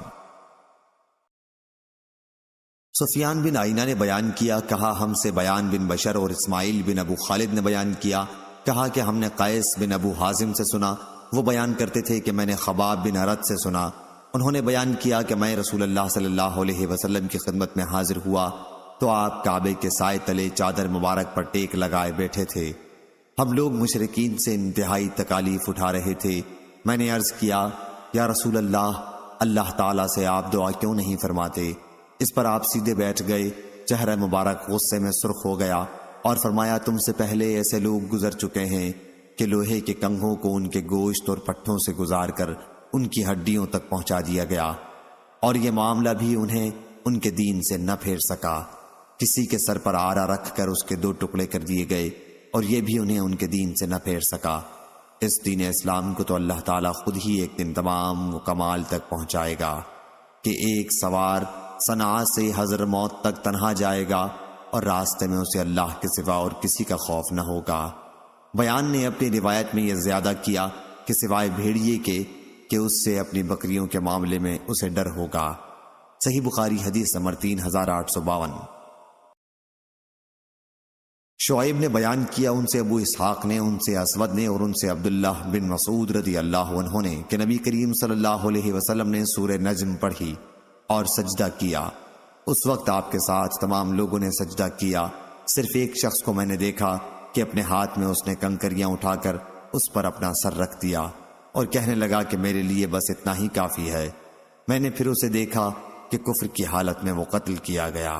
صحیح بخاری حدیث نمبر 3853۔ غندر نے بیان کیا، کہا ہم سے شعبہ نے، ان سے ابو اسحاق نے، ان سے عمر بن میمون نے، اور ان سے عبداللہ بن مسعود رضی اللہ عنہ نے بیان کیا کہ نبی کریم صلی اللہ علیہ وسلم نماز پڑھتے ہوئے سجدے کی حالت میں تھے۔ قریش کے کچھ لوگ وہیں ارد گرد موجود تھے۔ اتنے میں عقبہ بن ابی معیط اونٹ کی اوجڑی بچہ دان لایا اور حضور اکرم صلی اللہ علیہ وسلم کی پیٹھ مبارک پر اسے ڈال دیا۔ اس کی وجہ سے آپ نے اپنا سر نہیں اٹھایا۔ پھر فاطمہ رضی اللہ عنہا آئیں اور گندگی کو پیٹھ مبارک سے ہٹایا، اور جس نے ایسا کیا تھا اسے بد دعا دی۔ حضور صلی اللہ علیہ وسلم نے بھی ان کے حق میں بد دعا کی کہ اے اللہ، قریش کی اس جماعت کو پکڑ لے۔ ابو جہل بن ہشام، عتبہ بن ربیعہ، شیبہ بن ربیعہ اور امیہ بن خلف یا امیہ کے بجائے آپ نے بد دعا ابی بن خلف کے حق میں فرمائی۔ شبہ راوی حدیث شعبہ کو تھا۔ عبداللہ بن مسعود رضی اللہ عنہ نے کہا کہ پھر میں نے دیکھا کہ بدر کی لڑائی میں یہ سب لوگ قتل کر دیے گئے اور ایک کنویں میں انہیں ڈال دیا گیا تھا، سوا امیہ یا ابی کے کہ اس کا ہر ایک جوڑ الگ ہو گیا تھا، اسے کنویں میں نہیں ڈالا جا سکا۔ صحیح بخاری حدیث نمبر 3854۔ جریر نے بیان کیا، ان سے منصور نے کہا مجھ سے سعید بن جبیر نے بیان کیا، یا منصور نے اس طرح بیان کیا کہ مجھ سے حکم نے بیان کیا، ان سے سعید بن جبیر نے بیان کیا کہ مجھ سے عبد الرحمن بن ابزہ رضی اللہ عنہ نے کہا کہ حضرت ابن عباس رضی اللہ عنہ سے ان دونوں آیتوں کے متعلق پوچھو کہ ان میں مطابقت کس طرح پیدا کی جائے۔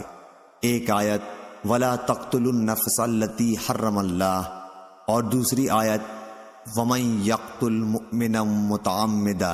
ابن عباس رضی اللہ عنہ سے میں نے پوچھا تو انہوں نے بتلایا کہ جب سورۃ الفرقان کی آیت نازل ہوئی تو مشرکین مکہ نے کہا ہم نے تو ان جانوں کا بھی خون کیا ہے جن کے قتل کو اللہ تعالیٰ نے حرام قرار دیا تھا، ہم اللہ کے سوا دوسرے معبودوں کی عبادت بھی کرتے رہے ہیں اور بدکاریوں کا بھی ہم نے ارتکاب کیا ہے۔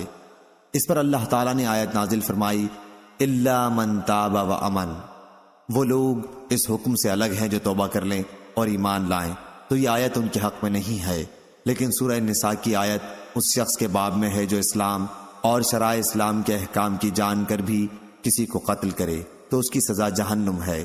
میں نے عبداللہ بن عباس رضی اللہ عنہ کے اس ارشاد کا ذکر مجاہد سے کیا تو انہوں نے کہا کہ وہ لوگ اس حکم سے الگ ہیں جو توبہ کر لیں۔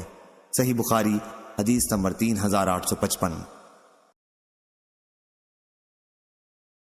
یحییٰ بن ابی کثیر نے بیان کیا، ان سے محمد بن ابراہیم تیمی نے بیان کیا کہ مجھ سے عروہ بن زبیر نے بیان کیا کہ میں نے عبداللہ بن عمرو بن عاص رضی اللہ عنہ سے پوچھا مجھے مشرکین کے سب سے سخت ظلم کے متعلق بتاؤ جو مشرکین نے نبی کریم صلی اللہ علیہ وسلم کے ساتھ کیا تھا۔ انہوں نے کہا کہ نبی کریم صلی اللہ علیہ وسلم حتیم میں نماز پڑھ رہے تھے کہ عقبہ بن ابی معیط آیا اور ظالم اپنا کپڑا حضور اکرم صلی اللہ علیہ وسلم کی گردن مبارک میں پھنسا کر زور سے آپ کا گلا گھونٹنے لگا۔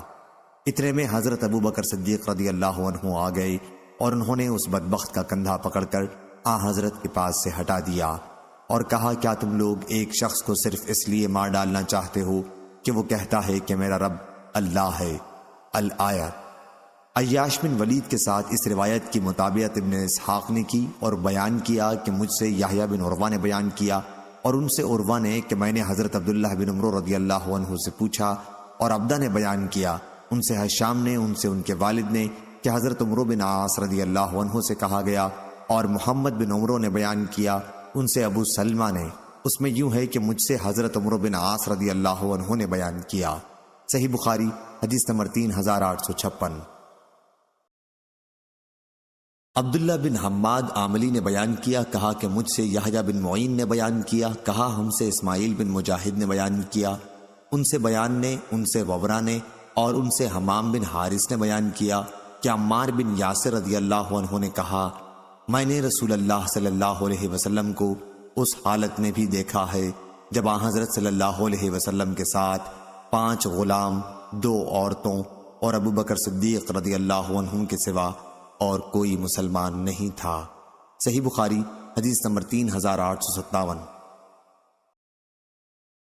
ابو اسامہ نے خبر دی، انہوں نے کہا ہم سے ہاشم بن ہاشم نے بیان کیا، کہا کہ میں نے سعید بن مسیب سے سنا، کہا کہ میں نے ابو اسحاق سعد بن ابی وقاص رضی اللہ عنہ سے سنا، انہوں نے بیان کیا کہ جس دن میں اسلام لایا ہوں دوسرے لوگ بھی اسی دن اسلام لائے اور اسلام میں داخل ہونے والے تیسرے آدمی کی حیثیت سے مجھ پر 7 دن گزرے۔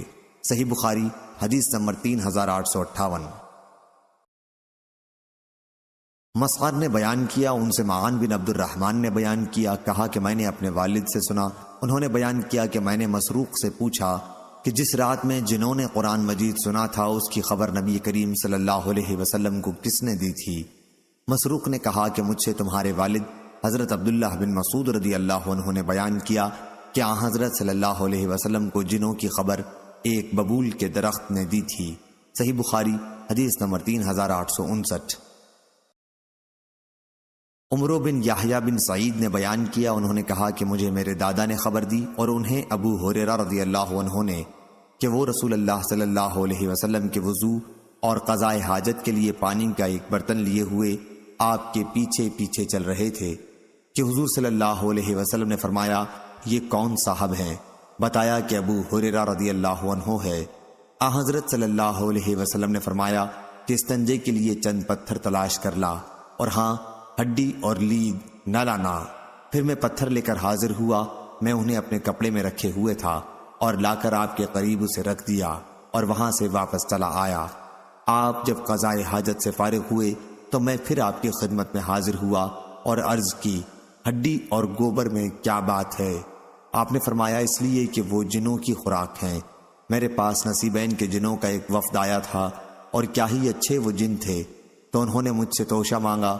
میں نے ان کے لیے اللہ سے یہ دعا کی کہ جب بھی ہڈی یا گوبر پر ان کی نظر پڑے تو ان کے لیے اس چیز سے کھانا ملے۔ صحیح بخاری حدیث نمبر 3860۔ عمر بن عباس نے بیان کیا، کہا ہم سے عبد الرحمن بن مہدی نے، کہا ہم سے مسنا نے، ان سے ابو جمرہ نے، اور ان سے ابن عباس رضی اللہ عنہ نے بیان کیا کہ جب ابو ذر رضی اللہ عنہ کو رسول اللہ صلی اللہ علیہ وسلم کی نبوت کے بارے میں معلوم ہوا تو انہوں نے اپنے بھائی انیس سے کہا، مکے جانے کے لیے سواری تیار کر، اور اس شخص کے متعلق جو نبی ہونے کا مدعی ہے اور کہتا ہے کہ اس کے پاس آسمان سے خبر آتی ہے، میرے لیے خبریں حاصل کر کے لا، اس کی باتوں کو خود غور سے سننا اور پھر میرے پاس آنا۔ ان کے بھائی وہاں سے چلے اور مکہ حاضر ہو کر حضرت صلی اللہ علیہ وسلم کی باتیں خود سنی۔ پھر واپس ہو کر انہوں نے ابو ذر رضی اللہ عنہ کو بتایا کہ میں نے انہیں خود دیکھا ہے، وہ اچھے اخلاق کا لوگوں کو حکم کرتے ہیں، اور میں نے ان سے جو کلام سنا وہ شعر نہیں ہے۔ اس پر ابو ذر رضی اللہ عنہ نے کہا، جس مقصد کے لیے میں نے تمہیں بھیجا تھا مجھے اس پر پوری طرح تشفی نہیں ہوئی۔ آخر انہوں نے خود توشہ باندھا، پانی سے بھرا ہوا ایک پرانا مشکیزہ ساتھ لیا اور مکہ آئے، مسجد الحرام میں حاضری دی اور یہاں نبی کریم صلی اللہ علیہ وسلم کو تلاش کیا۔ ابو ذر رضی اللہ عنہ حضرت صلی اللہ علیہ وسلم کو پہچانتے نہیں تھے اور کسی سے آپ کے متعلق پوچھنا بھی مناسب نہیں سمجھا۔ کچھ رات گزر گئی کہ وہ لیٹے ہوئے تھے، حضرت علی رضی اللہ عنہ نے ان کو اس حالت میں دیکھا اور سمجھ گئے کہ کوئی مسافر ہے۔ علی رضی اللہ عنہ نے ان سے کہا کہ آپ میرے گھر پر چل کر آرام کیجئے۔ ابو ذر رضی اللہ عنہ ان کے پیچھے پیچھے چلے گئے، لیکن کسی نے ایک دوسرے کے بارے میں بات نہیں کی۔ جب صبح ہوئی تو ابو ذر رضی اللہ عنہ نے اپنا مشکیزہ اور توشہ اٹھایا اور مسجد الحرام میں آ گئے۔ یہ دن بھی یوں ہی گزر گیا اور وہ نبی کریم صلی اللہ علیہ وسلم کو نہ دیکھ سکے۔ شام ہوئی تو سونے کی تیاری کرنے لگے۔ علی رضی اللہ عنہ پھر وہاں سے گزرے اور سمجھ گئے کہ ابھی اپنے ٹھکانے جانے کا وقت اس شخص پر نہیں آیا۔ وہ انہیں وہاں سے پھر اپنے ساتھ لے آئے اور آج بھی کسی نے ایک دوسرے سے بات چیت نہیں کی۔ تیسرا دن جب ہوا اور علی رضی اللہ عنہ نے ان کے ساتھ یہی کام کیا اور اپنے ساتھ لے گئے تو ان سے پوچھا، کیا تم مجھے بتا سکتے ہو کہ یہاں آنے کا باعث کیا ہے؟ ابو ذر رضی اللہ عنہ نے کہا کہ اگر تم مجھ سے پختہ وعدہ کر لو کہ میری رہنمائی کرو گے تو میں تم کو سب کچھ بتا دوں گا۔ علی رضی اللہ عنہ نے وعدہ کر لیا تو انہوں نے انہیں اپنے خیالات کی خبر دی۔ علی رضی اللہ عنہ نے فرمایا کہ بلا شبہ وہ حق پر ہیں اور اللہ کے سچے رسول صلی اللہ علیہ وسلم ہیں۔ اچھا، صبح کو تم میرے پیچھے پیچھے میرے ساتھ چلنا، اگر میں راستے میں کوئی ایسی بات دیکھوں جس سے مجھے تمہارے بارے میں کوئی خطرہ ہو تو میں کھڑا ہو جاؤں گا کسی دیوار کے قریب، گویا مجھے پیشاب کرنا ہے۔ اس وقت تم میرا انتظار نہ کرنا اور جب میں پھر چلنے لگوں تو میرے پیچھے آ جانا تاکہ کوئی سمجھ نہ سکے کہ یہ دونوں ساتھ ہیں، اور اس طرح جس گھر میں میں داخل ہوں تم بھی داخل ہو جانا۔ انہوں نے ایسا ہی کیا اور پیچھے پیچھے چلے تاکہ علی رضی اللہ عنہ کے ساتھ وہ نبی کریم صلی اللہ علیہ وسلم کی خدمت میں پہنچ گئے، آپ کی باتیں سنی اور وہیں اسلام لے آئے۔ پھر حضرت صلی اللہ علیہ وسلم نے ان سے فرمایا، اب اپنی قوم غفار میں واپس جاؤ اور انہیں میرا حال بتاؤ تاکہ جب ہمارے غلبے کا علم تم کو ہو جائے تو پھر ہمارے پاس آ جانا۔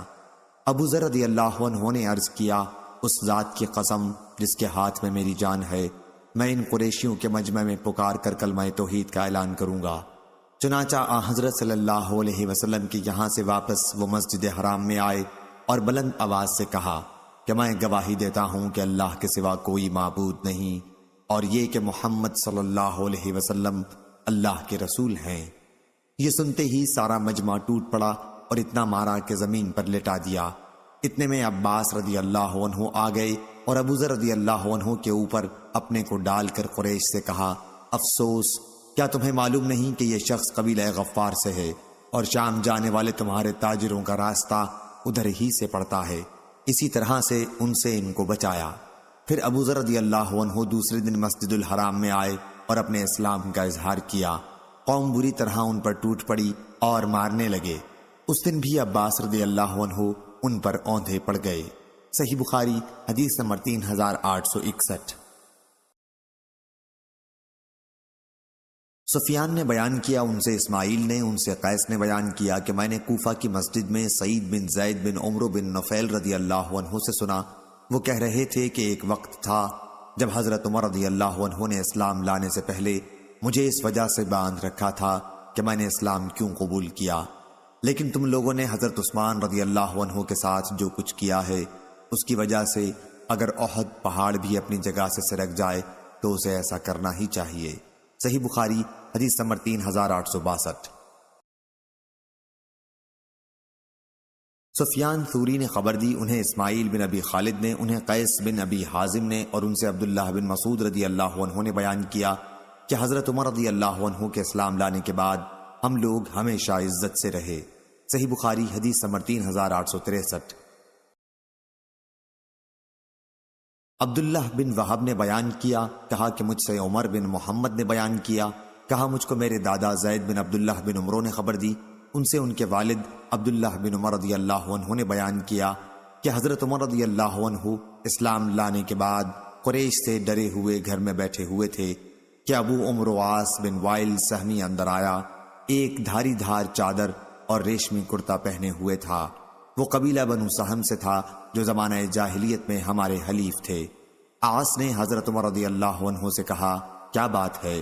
عمر رضی اللہ عنہ نے کہا کہ تمہاری قوم بنو سہم والے کہتے ہیں اگر میں مسلمان ہوا تو وہ مجھ کو مار ڈالیں گے۔ عاص نے کہا تمہیں کوئی نقصان نہیں پہنچا سکتا۔ جب عاص نے یہ کلمہ کہہ دیا تو عمر رضی اللہ عنہ نے کہا کہ پھر میں بھی اپنے کو امان میں سمجھتا ہوں۔ اس کے بعد عاص باہر نکلا تو دیکھا کہ میدان لوگوں سے بھر گیا ہے۔ عاص نے پوچھا کدھر کا رخ ہے؟ لوگوں نے کہا ہم ابن خطاب کی خبر لینے جاتے ہیں جو بے دین ہو گیا ہے۔ عاص نے کہا اسے کوئی نقصان نہیں پہنچا سکتے۔ یہ سنتے ہی لوگ لوٹ گئے۔ صحیح بخاری حدیث نمبر 3864۔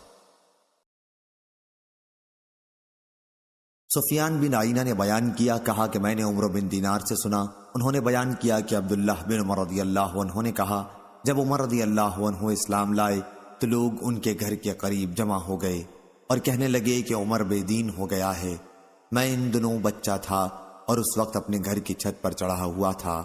اچانک ایک شخص آیا جو ریشم کی قبا پہنے ہوئے تھا۔ اس شخص نے لوگوں سے کہا ٹھیک ہے عمر بے دین ہو گیا، لیکن یہ مجمع کیسا ہے؟ دیکھو میں عمر کو پناہ دے چکا ہوں۔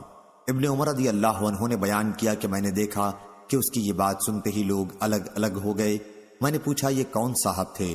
عمر رضی اللہ عنہ نے کہا کہ یہ عاص بن وائل رضی اللہ عنہ ہیں۔ صحیح بخاری حدیث نمبر 3865۔ یحییٰ بن سلیمان نے بیان کیا، کہا کہ مجھ سے عبداللہ بن وہب نے بیان کیا، کہا کہ مجھ سے عمر بن محمد بن زید نے بیان کیا، ان سے سالم نے بیان کیا اور ان سے حضرت عبداللہ بن عمر رضی اللہ عنہ نے بیان کیا کہ جب بھی حضرت عمر رضی اللہ عنہ نے کسی چیز کے متعلق کہا کہ میرا خیال ہے کہ یہ اس طرح ہے تو وہ اسی طرح ہوئی جیسا وہ اس کے متعلق اپنا خیال ظاہر کرتے تھے۔ ایک دن وہ بیٹھے ہوئے تھے کہ ایک خوبصورت شخص وہاں سے گزرا۔ انہوں نے کہا یا تو میرا گمان غلط ہے یا یہ شخص اپنے جاہلیت کے دین پر اب بھی قائم ہے، اور یا یہ زمانہ جاہلیت میں اپنی قوم کا کاہن رہا ہے، اس شخص کو میرے پاس بلاؤ۔ وہ شخص بلایا گیا تو حضرت عمر رضی اللہ عنہ نے اس کے سامنے بھی یہی بات دہرائی۔ اس پر اس نے کہا میں نے تو آج کے دن کا سا معاملہ کبھی نہیں دیکھا جو کسی مسلمان کو پیش آیا ہو۔ عمر رضی اللہ عنہ نے کہا لیکن میں تمہارے لیے ضروری قرار دیتا ہوں کہ تم مجھے اس سلسلے میں بتاؤ۔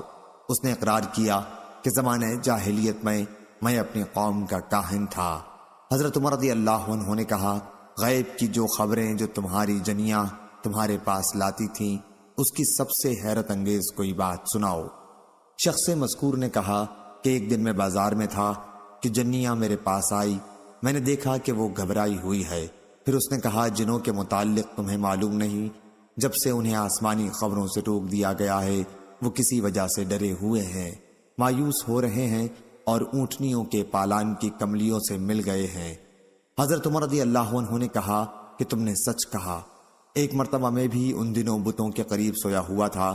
ایک شخص ایک بچڑا لایا اور بت پر اسے ذبح کر دیا۔ اس کے اندر سے اس قدر زور کی آواز نکلی کہ میں نے ایسی شدید چیخ کبھی نہیں سنی تھی۔ اس نے کہا، اے دشمن، ایک بات بتلاتا ہوں جس سے مراد مل جائے۔ ایک فصیح خوش بیان شخص یوں کہتا ہے، لا الہ الا اللہ۔ یہ سنتے ہی تمام لوگ جو وہاں موجود تھے چونک پڑے، چل دیے۔ میں نے کہا، میں تو نہیں جانے کا، دیکھوں اس کے بعد کیا ہوتا ہے۔ پھر یہی آواز آئی، ارے دشمن، تجھ کو ایک بات بتلاتا ہوں جس سے مراد برائے۔ ایک فصیح شخص یوں کہہ رہا ہے، لا الہ الا اللہ۔ اس وقت میں کھڑا ہوا اور ابھی کچھ دیر نہیں گزری تھی کہ لوگ کہنے لگے، یہ حضرت محمد صلی اللہ علیہ وسلم اللہ کے سچے رسول ہیں۔ صحیح بخاری حدیث نمبر 3866۔ یحییٰ نے بیان کیا، کہا ہم سے اسماعیل نے بیان کیا، کہا ہم سے قیس نے، کہا کہ میں نے سعید بن زید رضی اللہ عنہ سے سنا۔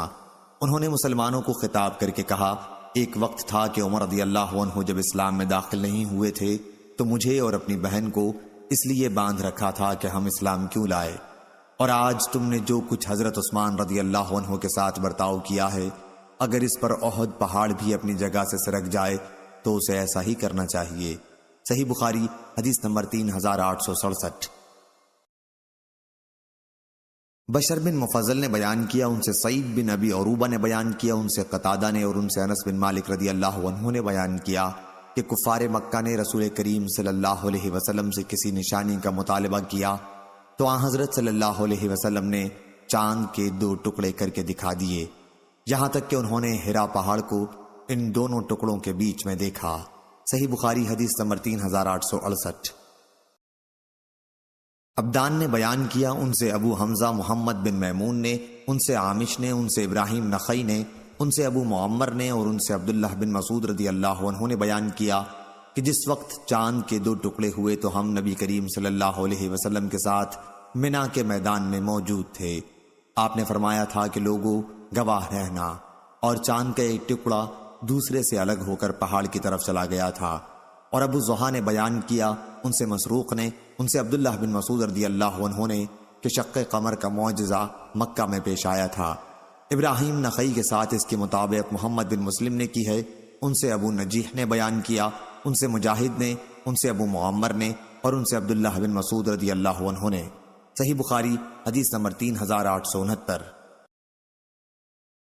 عثمان بن صالح نے بیان کیا، انہوں نے کہا ہم سے بکر بن مضر نے بیان کیا، انہوں نے کہا کہ مجھ سے جعفر بن ربیعہ نے بیان کیا، ان سے عراق بن مالک نے، ان سے عبید اللہ بن عبداللہ بن عتبہ بن مسعود نے، اور ان سے عبداللہ بن عباس رضی اللہ عنہ نے بیان کیا کہ نبی کریم صلی اللہ علیہ وسلم کے زمانے میں بلا شک و شبہ چاند پھٹ گیا تھا۔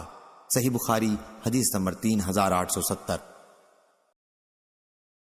عمر بن حفص نے بیان کیا، کہا ہم سے ہمارے والد نے بیان کیا، کہا ہم سے عامش نے بیان کیا، کہا ہم سے ابراہیم نخعی نے بیان کیا، ان سے ابو معمر نے، اور ان سے حضرت عبداللہ بن مسعود رضی اللہ عنہ نے بیان کیا کہ چاند پھٹ گیا تھا۔ صحیح بخاری حدیث نمبر 3871۔ ہشام بن یوسف نے بیان کیا، انہیں معمر نے خبر دی، انہیں زہری نے کہا کہ ہم سے عروہ بن زبیر نے بیان کیا، انہیں عبید اللہ بن عدی بن خیار نے خبر دی، انہیں مسور بن مخرمہ اور عبد الرحمن بن اسود بن عبد یغوث نے کہ ان دونوں نے عبید اللہ بن عدی بن خیار سے کہا، تم اپنے ماموں امیر المؤمنین عثمان رضی اللہ عنہ سے ان کے بھائی ولید بن عقبہ بن ابی معیط کے باب میں گفتگو کیوں نہیں کرتے؟ ہوا یہ تھا کہ لوگوں نے اس پر بہت اعتراض کیا تھا جو حضرت عثمان نے ولید کے ساتھ کیا تھا۔ عبید اللہ نے بیان کیا، جب حضرت عثمان رضی اللہ عنہ نماز پڑھنے نکلے تو میں ان کے راستے میں کھڑا ہو گیا اور عرض کیا کہ مجھے آپ سے ایک ضرورت ہے، آپ کو ایک خیر خواہانہ مشورہ دینا ہے۔ اس پر انہوں نے کہا، بھلے آدمی، تم سے تو میں خدا کی پناہ مانگتا ہوں۔ یہ سن کر میں وہاں سے واپس چلا آیا۔ نماز سے فارغ ہونے کے بعد میں مسور بن مخرمہ اور ابن عبد یغوث کی خدمت میں حاضر ہوا اور عثمان رضی اللہ عنہ سے جو کچھ میں نے کہا تھا اور انہوں نے اس کا جواب مجھے جو دیا تھا سب میں نے بیان کر دیا۔ ان لوگوں نے کہا، تم نے اپنا حق ادا کر دیا۔ ابھی میں اس مجلس میں بیٹھا تھا کہ عثمان رضی اللہ عنہ کا آدمی میرے پاس بلانے کے لیے آیا۔ ان لوگوں نے مجھ سے کہا تمہیں اللہ تعالیٰ نے امتحان میں ڈالا ہے۔ آخر میں وہاں سے چلا اور حضرت عثمان رضی اللہ عنہ کی خدمت میں حاضر ہوا۔ آپ نے دریافت کیا تم ابھی جس خیر خواہی کا ذکر کر رہے تھے وہ کیا تھی؟ انہوں نے بیان کیا کہ پھر میں نے کہا اللہ گواہ ہے۔ پھر میں نے کہا اللہ تعالیٰ نے محمد صلی اللہ علیہ وسلم کو مبعوث فرمایا اور ان پر اپنی کتاب نازل فرمائی۔ آپ ان لوگوں میں سے تھے جنہوں نے حضرت صلی اللہ علیہ وسلم کی دعوت پر لبیک کہا تھا۔ آپ حضور صلی اللہ علیہ وسلم پر ایمان لائے، 2 ہجرتیں کی، ایک حبشہ کو اور دوسری مدینہ کو۔ آپ رسول اللہ صلی اللہ علیہ وسلم کی صحبت سے فیضیاب ہیں اور حضرت صلی اللہ علیہ وسلم کے طریقوں کو دیکھا ہے۔ بات یہ ہے کہ ولید بن عقبہ کے بارے میں لوگوں میں اب بہت چرچا ہونے لگا ہے، اس لیے آپ کے لیے ضروری ہے کہ اس پر شراب نوشی کی حد قائم کریں۔ عثمان رضی اللہ عنہ نے فرمایا میرے بھتیجے یا میرے بھانجے، کیا تم نے بھی رسول اللہ صلی اللہ علیہ وسلم کو دیکھا ہے؟ میں نے عرض کی کہ نہیں، لیکن حضور صلی اللہ علیہ وسلم کی دین کی باتیں اس طرح میں نے حاصل کی تھیں جو ایک کنواری لڑکی کو بھی اپنے پردے میں معلوم ہو چکی ہیں۔ انہوں نے بیان کیا کہ یہ سن کر پھر عثمان رضی اللہ عنہ نے بھی اللہ کو گواہ کر کے فرمایا بلا شبہ اللہ تعالیٰ نے محمد صلی اللہ علیہ وسلم کو حق کے ساتھ مبعوث کیا اور آپ پر اپنی کتاب نازل کی تھی۔ اور یہ بھی واقعہ ہے کہ میں ان لوگوں میں تھا جنہوں نے اللہ اور اس کے رسول صلی اللہ علیہ وسلم کی دعوت پر ابتدا ہی میں لبیک کہا تھا۔ حضرت صلی اللہ علیہ وسلم جو شریعت لے کر آئے تھے میں اس پر ایمان لایا، اور جیسا کہ تم نے کہا میں نے 2 ہجرتیں کی۔ میں حضرت صلی اللہ علیہ وسلم کی صحبت سے فیضیاب ہوا اور آپ سے بیعت بھی کی۔ اللہ کی قسم کہ میں نے آپ کی نافرمانی نہیں کی اور نہ کبھی خیانت کی۔ آخر اللہ تعالیٰ نے آپ کو وفات دے دی اور حضرت ابو بکر رضی اللہ عنہ خلیفہ منتخب ہوئے۔ اللہ کی قسم کہ میں نے ان کی بھی کبھی نافرمانی نہیں کی اور نہ ان کے کسی معاملے میں کوئی خیانت کی۔ ان کے بعد حضرت عمر رضی اللہ عنہ خلیفہ ہوئے، میں نے ان کی بھی کبھی نافرمانی نہیں کی اور نہ کبھی خیانت کی۔ اس کے بعد میں خلیفہ ہوا۔ کیا اب میرا تم لوگوں پر وہی حق نہیں ہے جو ان کا مجھ پر تھا؟ عبید اللہ نے عرض کیا یقیناً آپ کا حق ہے۔ پھر انہوں نے کہا پھر ان باتوں کی کیا حقیقت ہے جو تم لوگوں کی طرف سے پہنچ رہی ہیں؟ جہاں تک تم نے ولید بن عقبہ کے بارے میں ذکر کیا ہے تو ہم انشاءاللہ اس معاملے میں اس کی گرفت حق کے ساتھ کریں گے۔ راوی نے بیان کیا کہ آخر گواہی گزرنے کے بعد ولید بن عقبہ کو 40 کوڑے لگوائے گئے اور حضرت علی رضی اللہ عنہ کو حکم دیا کہ کوڑے لگائیں۔ حضرت علی رضی اللہ عنہ ہی نے اس کو کوڑے مارے تھے۔ اس حدیث کو یونس اور ظاہری کے بھتیجے نے بھی ظاہری سے روایت کیا۔ اس میں عثمان رضی اللہ عنہ کا قول اس طرح بیان کیا کیا تم لوگوں پر میرا وہی حق نہیں ہے جو ان لوگوں کا تم پر تھا؟ صحیح بخاری حدیث نمبر 3872۔ یحییٰ بن سعید قطان نے بیان کیا، ان سے ہشام بن عروہ نے بیان کیا، کہا ہم سے ہمارے والد عروہ بن زبیر نے بیان کیا، اور ان سے عائشہ رضی اللہ عنہا نے بیان کیا کہ ام حبیبہ رضی اللہ عنہا اور ام سلمہ رضی اللہ عنہا نے ایک گرجے کا ذکر کیا جسے انہوں نے حبشہ میں دیکھا تھا۔ اس کے اندر تصویریں تھیں۔ انہوں نے اس کا ذکر نبی کریم صلی اللہ علیہ وسلم کے سامنے کیا تو آپ نے فرمایا جب ان میں کوئی نیک مرد صالح ہوتا اور اس کی وفات ہو جاتی تو اس کی قبر کو وہ لوگ مسجد بناتے اور پھر اس میں اس کی تصویریں رکھتے۔ یہ لوگ قیامت کے دن اللہ تعالیٰ کی بارگاہ میں بدترین مخلوق ہوں گے۔ صحیح بخاری حدیث نمبر 3873۔ سفیان بن عینہ نے بیان کیا، انہوں نے کہا ہم سے اسحاق بن سعید سعیدی نے بیان کیا، ان سے ان کے والد سعید بن عمرو بن سعید بن عاص نے، ان سے ام خالد بنت خالد رضی اللہ عنہا نے بیان کیا کہ میں جب حبشہ سے آئی تو بہت کم عمر تھی۔ مجھے رسول اللہ صلی اللہ علیہ وسلم نے ایک دھاری دار چادر عنایت فرمائی اور پھر آپ نے اس کی دھاریوں پر اپنا ہاتھ پھیر کر فرمایا سنا سنا۔ حمیدی نے بیان کیا کہ سنا سنا حبشی زبان کا لفظ ہے، یعنی اچھا اچھا۔ صحیح بخاری حدیث نمبر 3874۔ ابو عوانہ نے بیان کیا، ان سے سلیمان نے، ان سے ابراہیم نے، ان سے علقمہ نے اور ان سے عبداللہ نے بیان کیا کہ ابتدائے اسلام میں نبی کریم صلی اللہ علیہ وسلم نماز پڑھتے ہوتے اور ہم آپ کو سلام کرتے تو آپ نماز ہی میں جواب عنایت فرماتے تھے، لیکن جب ہم نجاشی کے ملک حبشہ سے واپس مدینہ آئے اور ہم نے نماز پڑھتے میں آپ کو سلام کیا تو آپ نے جواب نہیں دیا۔ نماز کے بعد ہم نے عرض کیا یا رسول اللہ صلی اللہ علیہ وسلم، ہم پہلے آپ کو سلام کرتے تھے تو آپ نماز ہی میں جواب عنایت فرمایا کرتے تھے۔ حضرت صلی اللہ علیہ وسلم نے اس پر فرمایا، ہاں نماز میں آدمی کو دوسرا شغل ہوتا ہے۔ سلیمان آمش نے بیان کیا کہ میں نے ابراہیم نخعی سے پوچھا، ایسے موقع پر آپ کیا کرتے ہیں؟ انہوں نے کہا کہ میں دل میں جواب دے دیتا ہوں۔ صحیح بخاری حدیث نمبر 3875۔ ورید بن عبداللہ نے بیان کیا، ان سے ابو بردہ نے اور ان سے حضرت ابو موسیٰ رضی اللہ عنہ نے بیان کیا کہ جب ہمیں رسول اللہ صلی اللہ علیہ وسلم کی ہجرت مدینے کی اطلاع ملی تو ہم یمن میں تھے۔ پھر ہم کشتی پر سوار ہوئے، لیکن اتفاق سے ہوا نے ہماری کشتی کا رخ نجاشی کے ملک حبش کی طرف کر دیا۔ ہماری ملاقات وہاں جعفر بن ابی طالب رضی اللہ عنہ سے ہوئی جو ہجرت کر کے وہاں موجود تھے۔ ہم انہی کے ساتھ وہاں ٹھہرے رہے، پھر مدینے کا رخ کیا اور آن حضرت صلی اللہ علیہ وسلم سے اس وقت ملاقات ہوئی جب آپ خیبر فتح کر چکے تھے۔ آن حضرت صلی اللہ علیہ وسلم نے فرمایا، تم نے آئے کشتی والو 2 ہجرتیں کی ہیں۔ صحیح بخاری حدیث نمبر 3876۔ سفیان بن عینہ نے بیان کیا، ان سے ابن جریج نے، ان سے عطا بن ابی رباح نے اور ان سے حضرت جابر رضی اللہ عنہ نے بیان کیا کہ جس دن نجاشی حبشہ کے بادشاہ کی وفات ہوئی تو آن حضرت صلی اللہ علیہ وسلم نے فرمایا، آج ایک مرد صالح اس دنیا سے چلا گیا، اٹھو اور اپنے بھائی اسحامہ کی نماز جنازہ پڑھ لو۔ صحیح بخاری حدیث نمبر 3877۔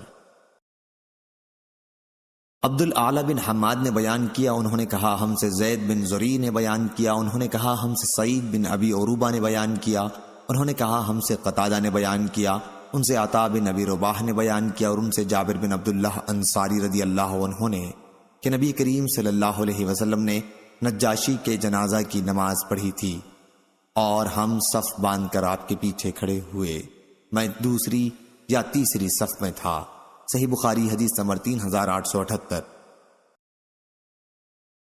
یزید بن ہارون نے بیان کیا، ان سے سلیم بن حیان نے کہا ہم سے سعید بن مینا نے بیان کیا، ان سے جابر بن عبداللہ رضی اللہ عنہ نے کہ نبی کریم صلی اللہ علیہ وسلم نے اصحمہ نجاشی کی نماز جنازہ پڑھی اور 4 مرتبہ آپ نے نماز میں تکبیر کہی۔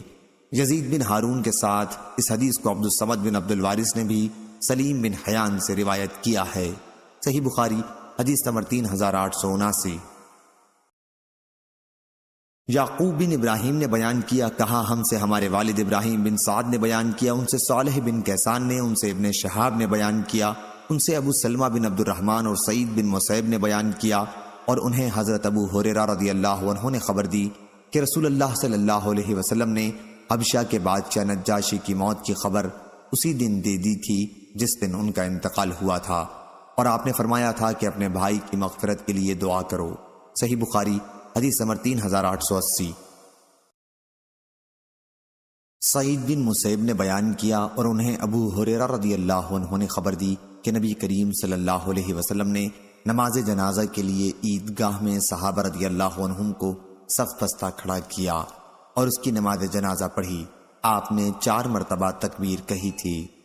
صحیح بخاری حدیث نمبر 3881۔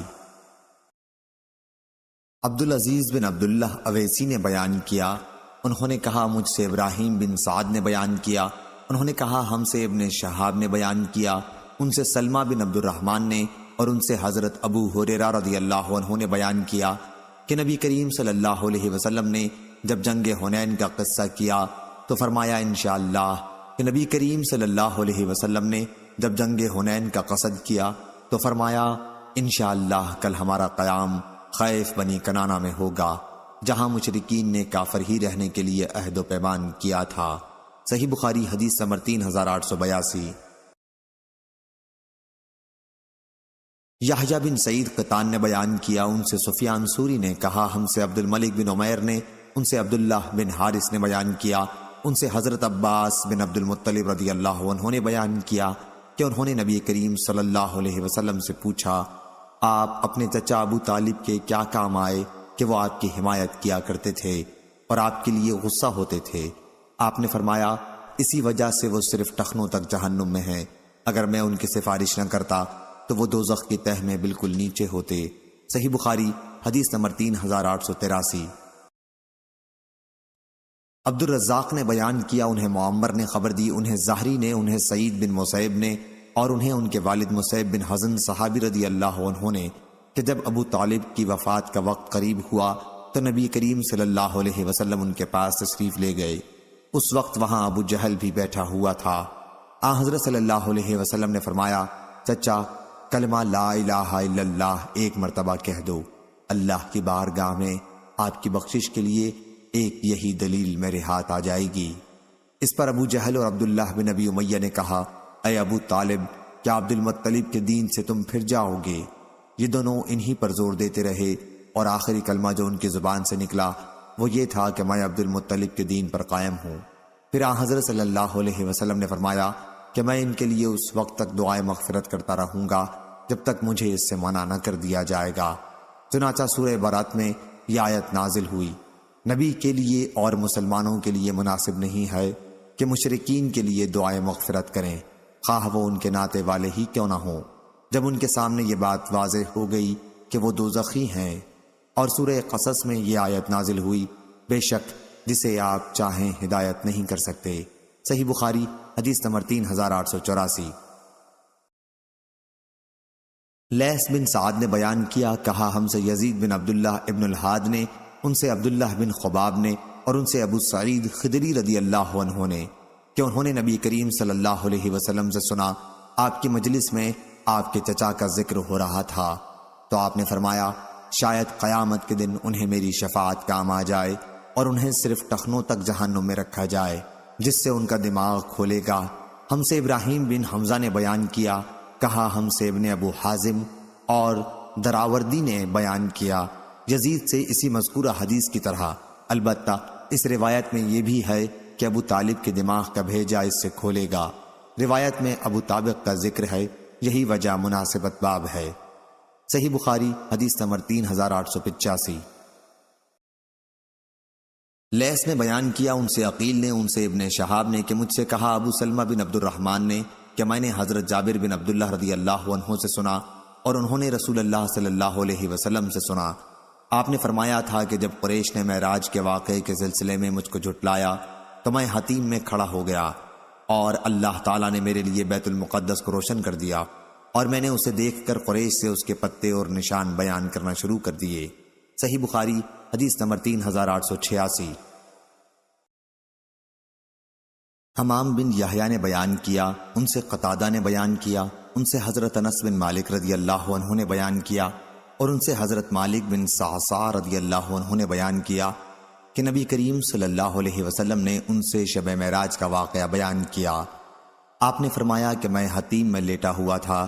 بعض دفعہ قتادہ نے حتیم کے بجائے حجر بیان کیا کہ میرے پاس ایک صاحب جبریل علیہ السلام آئے اور میرا سینہ چاک کیا۔ قتادہ نے بیان کیا کہ میں نے حضرت انس رضی اللہ عنہ سے سنا، وہ بیان کرتے تھے کہ یہاں سے یہاں تک میں نے جارود سے سنا جو میرے قریب ہی بیٹھے تھے۔ پوچھا کہ حضرت انس رضی اللہ عنہ کی اس لفظ سے کیا مراد تھی، تو انہوں نے کہا کہ حلق سے ناف تک چاک کیا۔ قتادہ نے بیان کیا کہ میں نے حضرت انس سے سنا، انہوں نے بیان کیا کہ حضرت صلی اللہ علیہ وسلم کے سینے کے اوپر سے ناف تک چاک کیا۔ پھر میرا دل نکالا اور ایک سونے کا تشت لایا گیا جو ایمان سے بھرا ہوا تھا، اس سے میرا دل دھویا گیا اور پہلے کی طرح رکھ دیا گیا۔ اس کے بعد ایک جانور لایا گیا جو گھوڑے سے چھوٹا اور گدھے سے بڑا تھا اور سفید۔ جارود نے حضرت انس رضی اللہ عنہ سے پوچھا، ابو حمزہ کیا وہ براق تھا؟ آپ نے فرمایا کہ ہاں، اس کا ہر قدم اس کے منتہائے نظر پر پڑتا تھا۔ حضرت صلی اللہ علیہ وسلم نے فرمایا کہ مجھے اس پر سوار کیا گیا اور جبریل مجھے لے کر چلے۔ آسمان دنیا پر پہنچے تو دروازہ کھلوایا، پوچھا گیا کون صاحب ہیں؟ انہوں نے بتایا کہ جبریل علیہ السلام۔ پوچھا گیا اور آپ کے ساتھ کون ہے؟ آپ نے بتایا کہ محمد صلی اللہ علیہ وسلم۔ پوچھا گیا کیا انہیں بلانے کے لیے آپ کو بھیجا گیا تھا؟ انہوں نے جواب دیا کہ ہاں۔ اس پر آواز آئی، انہیں خوش آمدید، کیا ہی مبارک آنے والے ہیں وہ، اور دروازہ کھول دیا۔ جب میں اندر گیا تو میں نے وہاں آدم علیہ السلام کو دیکھا۔ جبریل علیہ السلام نے فرمایا یہ آپ کے جد امجد آدم علیہ السلام ہیں، انہیں سلام کیجیے۔ میں نے ان کو سلام کیا اور انہوں نے جواب دیا اور فرمایا خوش آمدید نیک بیٹے اور نیک نبی۔ جبریل علیہ السلام اوپر چڑھے اور دوسرے آسمان پر آئے، وہاں بھی دروازہ کھلوایا، آواز آئی کون صاحب آئے ہیں؟ بتایا کہ جبریل علیہ السلام۔ پوچھا گیا آپ کے ساتھ اور کوئی صاحب بھی ہیں؟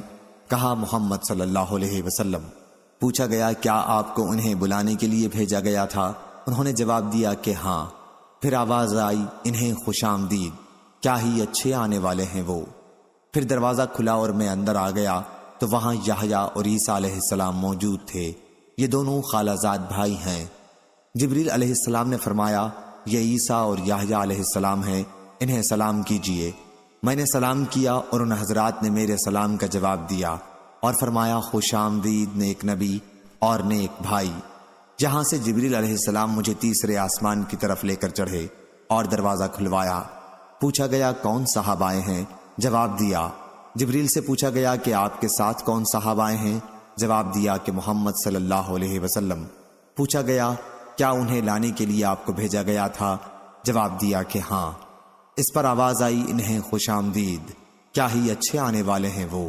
دروازہ کھلا اور جب میں اندر داخل ہوا تو وہاں یوسف علیہ السلام موجود تھے۔ جبریل علیہ السلام نے فرمایا یہ یوسف علیہ السلام ہیں، انہیں سلام کیجیے۔ میں نے سلام کیا تو انہوں نے جواب دیا اور فرمایا خوش آمدید نیک نبی اور نیک بھائی۔ پھر جبریل علیہ السلام مجھے لے کر اوپر چڑھے اور چوتھے آسمان پر پہنچے۔ دروازہ کھلوایا تو پوچھا گیا کون صاحب ہیں؟ بتایا کہ جبریل۔ پوچھا گیا اور آپ کے ساتھ کون ہے؟ کہا کہ محمد صلی اللہ علیہ وسلم۔ پوچھا کیا انہیں بلانے کے لیے آپ کو بھیجا گیا تھا؟ جواب دیا کہ ہاں۔ کہا کہ انہیں خوش آمدید، کیا ہی اچھے آنے والے ہیں وہ۔ اب دروازہ کھلا، جب میں وہاں ادریس علیہ السلام کی خدمت میں پہنچا تو جبریل علیہ السلام نے فرمایا یہ ادریس علیہ السلام ہیں، انہیں سلام کیجیے۔ میں نے انہیں سلام کیا اور انہوں نے جواب دیا اور فرمایا خوش آمدید پاک بھائی اور نیک نبی۔ پھر مجھے لے کر پانچویں آسمان پر آئے اور دروازہ کھلوایا۔ پوچھا گیا کون صاحب ہیں؟ جواب دیا کہ جبریل۔ پوچھا گیا آپ کے ساتھ کون صاحب آئے ہیں؟ جواب دیا کہ محمد صلی اللہ علیہ وسلم۔ پوچھا گیا کہ کیا انہیں بلانے کے لیے آپ کو بھیجا گیا تھا؟ جواب دیا کہ ہاں۔ اب آواز آئی خوش آمدید، کیا ہی اچھے آنے والے ہیں وہ۔ یہاں جب میں ہارون علیہ السلام کی خدمت میں حاضر ہوا تو جبریل علیہ السلام نے بتایا کہ آپ ہارون علیہ السلام ہیں، انہیں سلام کیجیے۔ میں نے انہیں سلام کیا، انہوں نے جواب کے بعد فرمایا خوش آمدید نیک نبی۔ یہاں سے لے کر مجھے آگے بڑھے اور چھٹے آسمان پر پہنچے اور دروازہ کھلوایا۔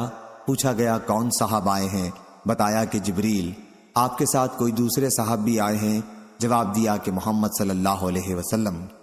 پوچھا گیا کیا انہیں بلانے کے لیے آپ کو بھیجا گیا تھا؟ جواب دیا کہ ہاں۔ پھر کہا انہیں خوش آمدید، کیا ہی اچھے آنے والے ہیں وہ۔ میں جب وہاں موسیٰ علیہ السلام کی خدمت میں حاضر ہوا تو جبریل علیہ السلام نے فرمایا کہ یہ موسیٰ علیہ السلام ہیں، انہیں سلام کیجیے۔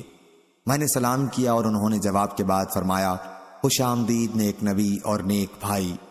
جب میں آگے بڑھا تو وہ رونے لگے۔ کسی نے پوچھا آپ رو کیوں رہے ہیں؟ تو انہوں نے فرمایا میں اس پر رو رہا ہوں کہ یہ لڑکا میرے بعد نبی بنا کر بھیجا گیا، لیکن جنت میں اس کی امت کے لوگ میری امت سے زیادہ ہوں گے۔ پھر جبریل علیہ السلام مجھے لے کر ساتویں آسمان کی طرف گئے اور دروازہ کھلوایا۔ پوچھا گیا کون صاحب آئے ہیں؟ جواب دیا کہ جبریل۔ پوچھا گیا اور آپ کے ساتھ کون صاحب آئے ہیں؟ جواب دیا کہ محمد صلی اللہ علیہ وسلم۔ پوچھا گیا کیا انہیں بلانے کے لیے آپ کو بھیجا گیا تھا؟ جواب دیا کہ ہاں۔ کہا کہ انہیں خوش آمدید، کیا ہی اچھے آنے والے ہیں وہ۔ میں جب اندر گیا تو ابراہیم علیہ السلام تشریف رکھتے تھے۔ جبریل علیہ السلام نے فرمایا کہ یہ آپ کے جد امجد ہیں، انہیں سلام کیجیے۔ حضرت صلی اللہ علیہ وسلم نے فرمایا کہ میں نے ان کو سلام کیا تو انہوں نے جواب دیا اور فرمایا خوش آمدید نیک نبی اور نیک بیٹے۔ پھر سدرۃ المنتہا کو میرے سامنے کر دیا گیا۔ میں نے دیکھا کہ اس کے پھل مقام حجر کے مٹکوں کی طرح بڑے بڑے تھے اور اس کے پتے ہاتھیوں کے کان کی طرح تھے۔ جبریل علیہ السلام نے فرمایا کہ یہ سدرۃ المنتہا ہے۔ وہاں میں نے 4 نہریں دیکھیں، 2 باطنی اور 2 ظاہری۔ میں نے پوچھا اے جبریل علیہ السلام یہ کیا ہے؟ انہوں نے بتایا کہ جو 2 باطنی نہریں ہیں وہ جنت سے تعلق رکھتی ہیں اور 2 ظاہری نہریں نیل اور فرات ہیں۔ پھر میرے سامنے بیت المعمور کو لایا گیا، وہاں میرے سامنے ایک گلاس میں شراب، ایک میں دودھ اور ایک میں شہد لایا گیا۔ میں نے دودھ کا گلاس لے لیا تو جبریل علیہ السلام نے فرمایا، یہی فطرت ہے اور آپ اس پر قائم ہیں اور آپ کی امت بھی۔ پھر مجھ پر روزانہ 50 نمازیں فرض کی گئیں۔ میں واپس ہوا اور موسیٰ علیہ السلام کے پاس سے گزرا تو انہوں نے پوچھا، کس چیز کا آپ کو حکم ہوا؟ میں نے کہا کہ روزانہ 50 وقت کی نمازوں کا۔ موسیٰ علیہ السلام نے فرمایا، لیکن آپ کی امت میں اتنی طاقت نہیں ہے، اس سے پہلے میرا برتاؤ لوگوں سے بڑھ چکا ہے اور بنی اسرائیل کا مجھے تلخ تجربہ ہے، اس لیے آپ اپنے رب کے حضور میں دوبارہ جائیے اور اپنی امت پر تخفیف کے لیے عرض کیجیے۔ چنانچہ میں اللہ تعالیٰ کے دربار میں حاضر ہوا اور تخفیف کے لیے عرض کی تو 10 وقت کی نمازیں کم کر دی گئیں۔ پھر میں جب واپسی میں موسیٰ علیہ السلام کے پاس سے گزرا تو انہوں نے پھر وہی سوال کیا۔ میں دوبارہ بارگاہ رب تعالیٰ میں حاضر ہوا اور اس مرتبہ بھی 10 وقت کی نمازیں کم ہوئیں۔ پھر میں موسیٰ علیہ السلام کے پاس سے گزرا تو انہوں نے وہی مطالبہ کیا۔ میں نے اس مرتبہ بھی بارگاہ رب تعالیٰ میں حاضر ہو کر 10 وقت کی نمازیں کم کرائیں۔ موسیٰ علیہ السلام کے پاس سے پھر گزرا اور اس مرتبہ بھی انہوں نے اپنی رائے کا اظہار کیا۔ پھر بارگاہ الہی میں حاضر ہوا تو مجھے 10 وقت کی نمازوں کا حکم ہوا۔ میں واپس ہونے لگا تو آپ نے پھر وہی کہا۔ اب بارگاہ الہی میں حاضر ہوا تو روزانہ صرف 5 وقت کی نمازوں کا حکم باقی رہا۔ موسیٰ علیہ السلام کے پاس آیا تو آپ نے دریافت فرمایا، اب کیا حکم ہوا؟ میں نے حضرت موسیٰ علیہ السلام کو بتایا کہ روزانہ 5 وقت کی نمازوں کا حکم ہوا ہے۔ فرمایا کہ آپ کی امت اس کی بھی طاقت نہیں رکھتی، میرا برتاؤ آپ سے پہلے لوگوں کے ساتھ ہو چکا ہے اور بنی اسرائیل کا مجھے تلخ تجربہ ہے۔ اپنے رب کے دربار میں پھر حاضر ہو کر تخفیف کے لیے عرض کیجیے۔ حضرت صلی اللہ علیہ وسلم نے فرمایا، رب تعالیٰ سے میں بہت سوال کر چکا اور اب مجھے شرم آتی ہے، اب میں بس اسی پر راضی ہوں۔ حضرت صلی اللہ علیہ وسلم نے فرمایا کہ پھر جب میں وہاں سے گزرنے لگا تو ندا آئی، میں نے اپنا فریضہ جاری کر دیا اور اپنے بندوں پر تخفیف کر چکا۔ صحیح بخاری حدیث نمبر 3887۔ سفیان بن عیینہ نے بیان کیا، ان سے عمرو بن دینار نے بیان کیا، ان سے اکرمہ نے اور ان سے حضرت عبداللہ بن عباس رضی اللہ عنہ نے اللہ تعالیٰ کے ارشاد، وَمَا جَعَلْنَا الرُّؤْيَا الَّتِي أَرَيْنَاكَ إِلَّا فِتْنَةً لِلنَّاسِ، اور جو رویا ہم نے آپ کو دکھایا اس سے مقصد صرف لوگوں کا امتحان تھا۔ فرمایا کہ اس میں رویا سے آنکھ سے دیکھنا ہی مراد ہے جو رسول اللہ صلی اللہ علیہ وسلم کو اس معراج کی رات میں دکھایا گیا تھا جس میں آپ کو بیت المقدس تک لے جایا گیا تھا، اور قرآن مجید میں شجرۃ الملعونہ کا ذکر آیا ہے، وہ تھوہر کا درخت ہے۔ صحیح بخاری حدیث نمبر 3888۔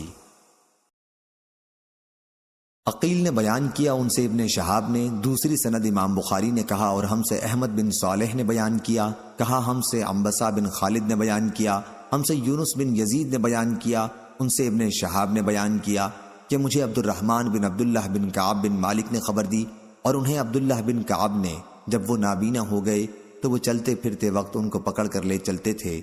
انہوں نے بیان کیا کہ میں نے کعب بن مالک رضی اللہ عنہ سے سنا کہ وہ غزوہ تبوک میں شریک نہ ہونے کا طویل واقعہ بیان کرتے تھے۔ ابن بکیر نے اپنی روایت میں بیان کیا کہ حضرت کعب نے کہا کہ میں نبی کریم صلی اللہ علیہ وسلم کے پاس عقبہ کی رات میں حاضر تھا جب ہم نے اسلام پر قائم رہنے کا پختہ عہد کیا تھا۔ میرے نزدیک لیلۃ العقبہ کی بیعت بدر کی لڑائی میں حاضری سے بھی زیادہ پسند ہے، اگرچہ لوگوں میں بدر کا چرچا اس سے زیادہ ہے۔ صحیح بخاری حدیث نمبر 3889۔ سفیان بن عیینہ نے بیان کیا، کہا کہ عمرو بن دینار کہا کرتے تھے کہ میں نے حضرت جابر بن عبداللہ رضی اللہ عنہ سے سنا، انہوں نے بیان کیا کہ میرے 2 ماموں مجھے بھی بیعت عقبہ میں ساتھ لے گئے تھے۔ ابو عبداللہ امام بخاری نے کہا کہ ابن عیینہ نے بیان کیا، ان میں سے ایک حضرت برا بن معرور رضی اللہ عنہ تھے۔ صحیح بخاری حدیث نمبر 3890۔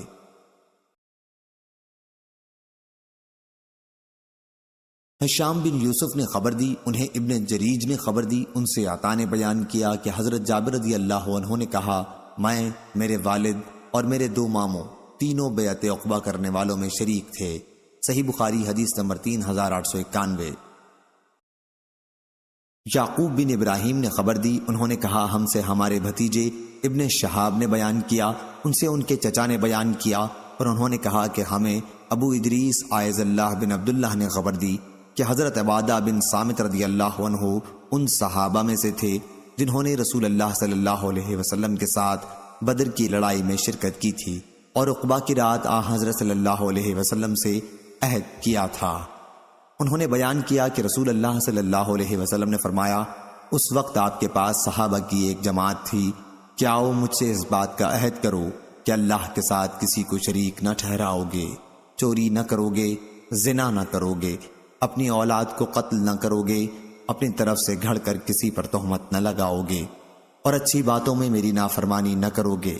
بس جو شخص اپنے اس عہد پر قائم رہے گا اس کا اجر اللہ کے ذمہ ہے، اور جس شخص نے اس میں کمی کی اور اللہ تعالیٰ نے اسے چھپا رہنے دیا تو اس کا معاملہ اللہ کے اختیار میں ہے، چاہے تو اس پر سزا دے اور چاہے معاف کر دے۔ حضرت عبادہ رضی اللہ عنہ نے بیان کیا، چنانچہ میں نے حضرت صلی اللہ علیہ وسلم سے ان امور پر بیعت کی۔ صحیح بخاری حدیث نمبر 3892۔ قتیبہ بن سعید نے بیان کیا، کہا ہم سے لیث بن سعید نے، ان سے یزید بن ابی حبیب نے، ان سے ابو الخیر مرشد بن عبداللہ نے، ان سے عبد الرحمن صنابحی نے، اور ان سے عبادہ بن صامت رضی اللہ عنہ نے بیان کیا، میں ان نقیبوں سے تھا جنہوں نے عقبہ کی رات میں رسول اللہ صلی اللہ علیہ وسلم سے بیعت کی تھی۔ آپ نے بیان کیا کہ ہم نے حضرت صلی اللہ علیہ وسلم سے اس کا عہد کیا تھا کہ ہم اللہ کے ساتھ کسی کو شریک نہیں ٹھہرائیں گے، چوری نہیں کریں گے، زنا نہیں کریں گے، کسی ایسے شخص کو قتل نہیں کریں گے جس کا قتل اللہ تعالیٰ نے حرام قرار دیا ہے، لوٹ مار نہیں کریں گے اور نہ اللہ کی نافرمانی کریں گے۔ جنت کے بدلے میں اگر ہم اپنے اس عہد میں پورے اترے، لیکن اگر ہم نے اس میں کچھ خلاف کیا تو اس کا فیصلہ اللہ پر ہے۔ صحیح بخاری حدیث نمبر 3893۔ فروہ بن ابی المغرہ نے بیان کیا، کہا ہم سے علی بن محصر نے بیان کیا، ان سے ہشام بن عروہ نے، ان سے ان کے والد نے، اور ان سے حضرت عائشہ رضی اللہ عنہا نے بیان کیا کہ نبی کریم صلی اللہ علیہ وسلم سے میرا نکاح جب ہوا تو میری عمر 6 سال کی تھی۔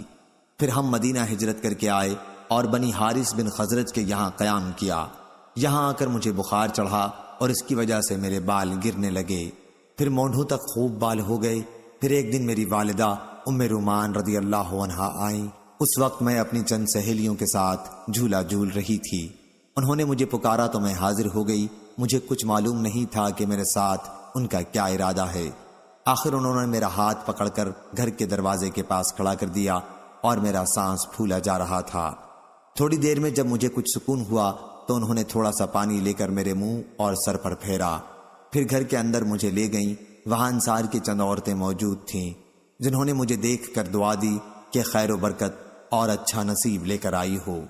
میری ماں نے مجھے انہی کے حوالے کر دیا اور انہوں نے میری آرائش کی۔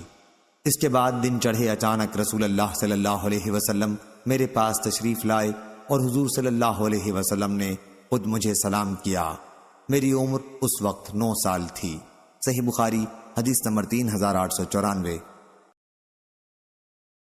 وہیب بن خالد نے بیان کیا، ان سے ہشام بن عروہ نے، ان سے ان کے باپ عروہ نے، اور ان سے حضرت عائشہ رضی اللہ عنہا نے کہ نبی کریم صلی اللہ علیہ وسلم نے فرمایا، تم مجھے 2 مرتبہ خواب میں دکھلائی گئی ہو۔ میں نے دیکھا کہ تم ایک ریشمی کپڑے میں لپٹی ہوئی ہو اور کہا جا رہا ہے کہ یہ آپ کی بیوی ہیں، ان کا چہرہ کھولیے۔ میں نے چہرہ کھول کر دیکھا تو تم تھیں۔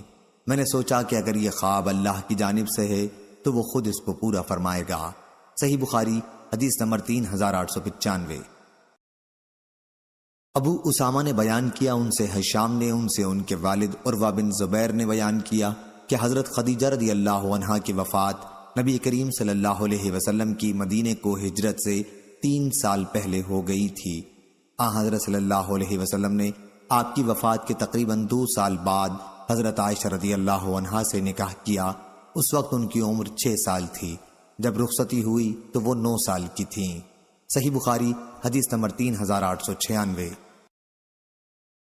سفیان بن عینہ نے بیان کیا، ان سے عامش نے بیان کیا، کہا کہ میں نے ابو وائل شفیق بن سلمہ سے سنا، انہوں نے بیان کیا کہ ہم خباب بن عرط رضی اللہ عنہ کی عیادت کے لیے گئے تو انہوں نے کہا کہ نبی کریم صلی اللہ علیہ وسلم کے ساتھ ہم نے صرف اللہ کی خوشنودی حاصل کرنے کے لیے ہجرت کی تھی، اللہ تعالی ہمیں اس کا اجر دے گا۔ پھر ہمارے بہت سے ساتھی اس دنیا سے اٹھ گئے اور انہوں نے دنیا میں اپنے اعمال کا پھل نہیں دیکھا۔ انہی میں حضرت مصعب بن عمیر رضی اللہ عنہ احد کی لڑائی میں شہید کیے گئے تھے اور صرف ایک دھاری دار چادر چھوڑی تھی۔ کفن دیتے وقت جب ہم ان کی چادر سے ان کا سر ڈھانکتے تو پاؤں کھل جاتے اور پاؤں ڈھانکتے تو سر کھل جاتا۔ رسول اللہ صلی اللہ علیہ وسلم نے ہمیں حکم دیا کہ ان کا سر ڈھانک دیں اور پاؤں پر اذخر گھاس ڈال دیں تاکہ چھپ جائے، اور ہم میں ایسے بھی ہیں کہ اس دنیا میں بھی ان کے اعمال کا میوہ پک گیا، پس وہ اس کو چن رہے ہیں۔ صحیح بخاری حدیث نمبر 3897۔ حماد بن زید نے بیان کیا، ان سے یحییٰ بن سعید انصاری نے، ان سے محمد بن ابراہیم نے، ان سے علقمہ بن ابی وقاص نے بیان کیا کہ میں نے حضرت عمر رضی اللہ عنہ سے سنا، انہوں نے بیان کیا کہ میں نے نبی کریم صلی اللہ علیہ وسلم سے سنا، آپ فرما رہے تھے کہ اعمال نیت پر موقوف ہیں، پس جس کا مقصد ہجرت دنیا کمانا ہو وہ اپنے اسی مقصد کو حاصل کر سکے گا، یا مقصد ہجرت سے کسی عورت سے شادی کرنا ہو تو وہ بھی اپنے اسی مقصد تک پہنچ سکے گا، لیکن جن کا ہجرت سے مقصد اللہ اور اس کے رسول کی رضامندی ہوگی تو اسی کی ہجرت اللہ اور اس کے رسول کے لیے سمجھی جائے گی۔ صحیح بخاری حدیث نمبر 3898۔ یحییٰ بن حمزہ نے بیان کیا، انہوں نے کہا کہ مجھ سے ابو عمر اوزاعی نے بیان کیا، انہوں نے کہا کہ ہم سے عبدہ بن ابی لبابہ نے بیان کیا، ان سے مجاہد بن جبر مکی نے بیان کیا کہ حضرت عبداللہ بن عمر رضی اللہ عنہ کہا کرتے تھے کہ فتح مکہ کے بعد مکے سے مدینہ کی طرف ہجرت باقی نہیں رہی۔ صحیح بخاری حدیث نمبر 3899۔ عطا بن ابی رباح نے بیان کیا کہ عبید بن عمیر لیسی کے ساتھ میں حضرت عائشہ رضی اللہ عنہا کی خدمت میں حاضر ہوا اور ہم نے ان سے فتح مکہ کے بعد ہجرت کے متعلق پوچھا۔ انہوں نے کہا کہ ایک وقت تھا جب مسلمان اپنے دین کی حفاظت کے لیے اللہ تعالیٰ اور اس کے رسول اللہ صلی اللہ علیہ وسلم کی طرف عہد کر کے آتا تھا، اس خطرے کی وجہ سے کہ کہیں وہ فتنے میں نہ پڑ جائے، لیکن اب اللہ تعالیٰ نے اسلام کو غالب کر دیا ہے اور آج سرزمین عرب میں انسان جہاں بھی چاہے اپنے رب کی عبادت کر سکتا ہے، البتہ جہاد اور جہاد کی نیت کا ثواب باقی ہے۔ صحیح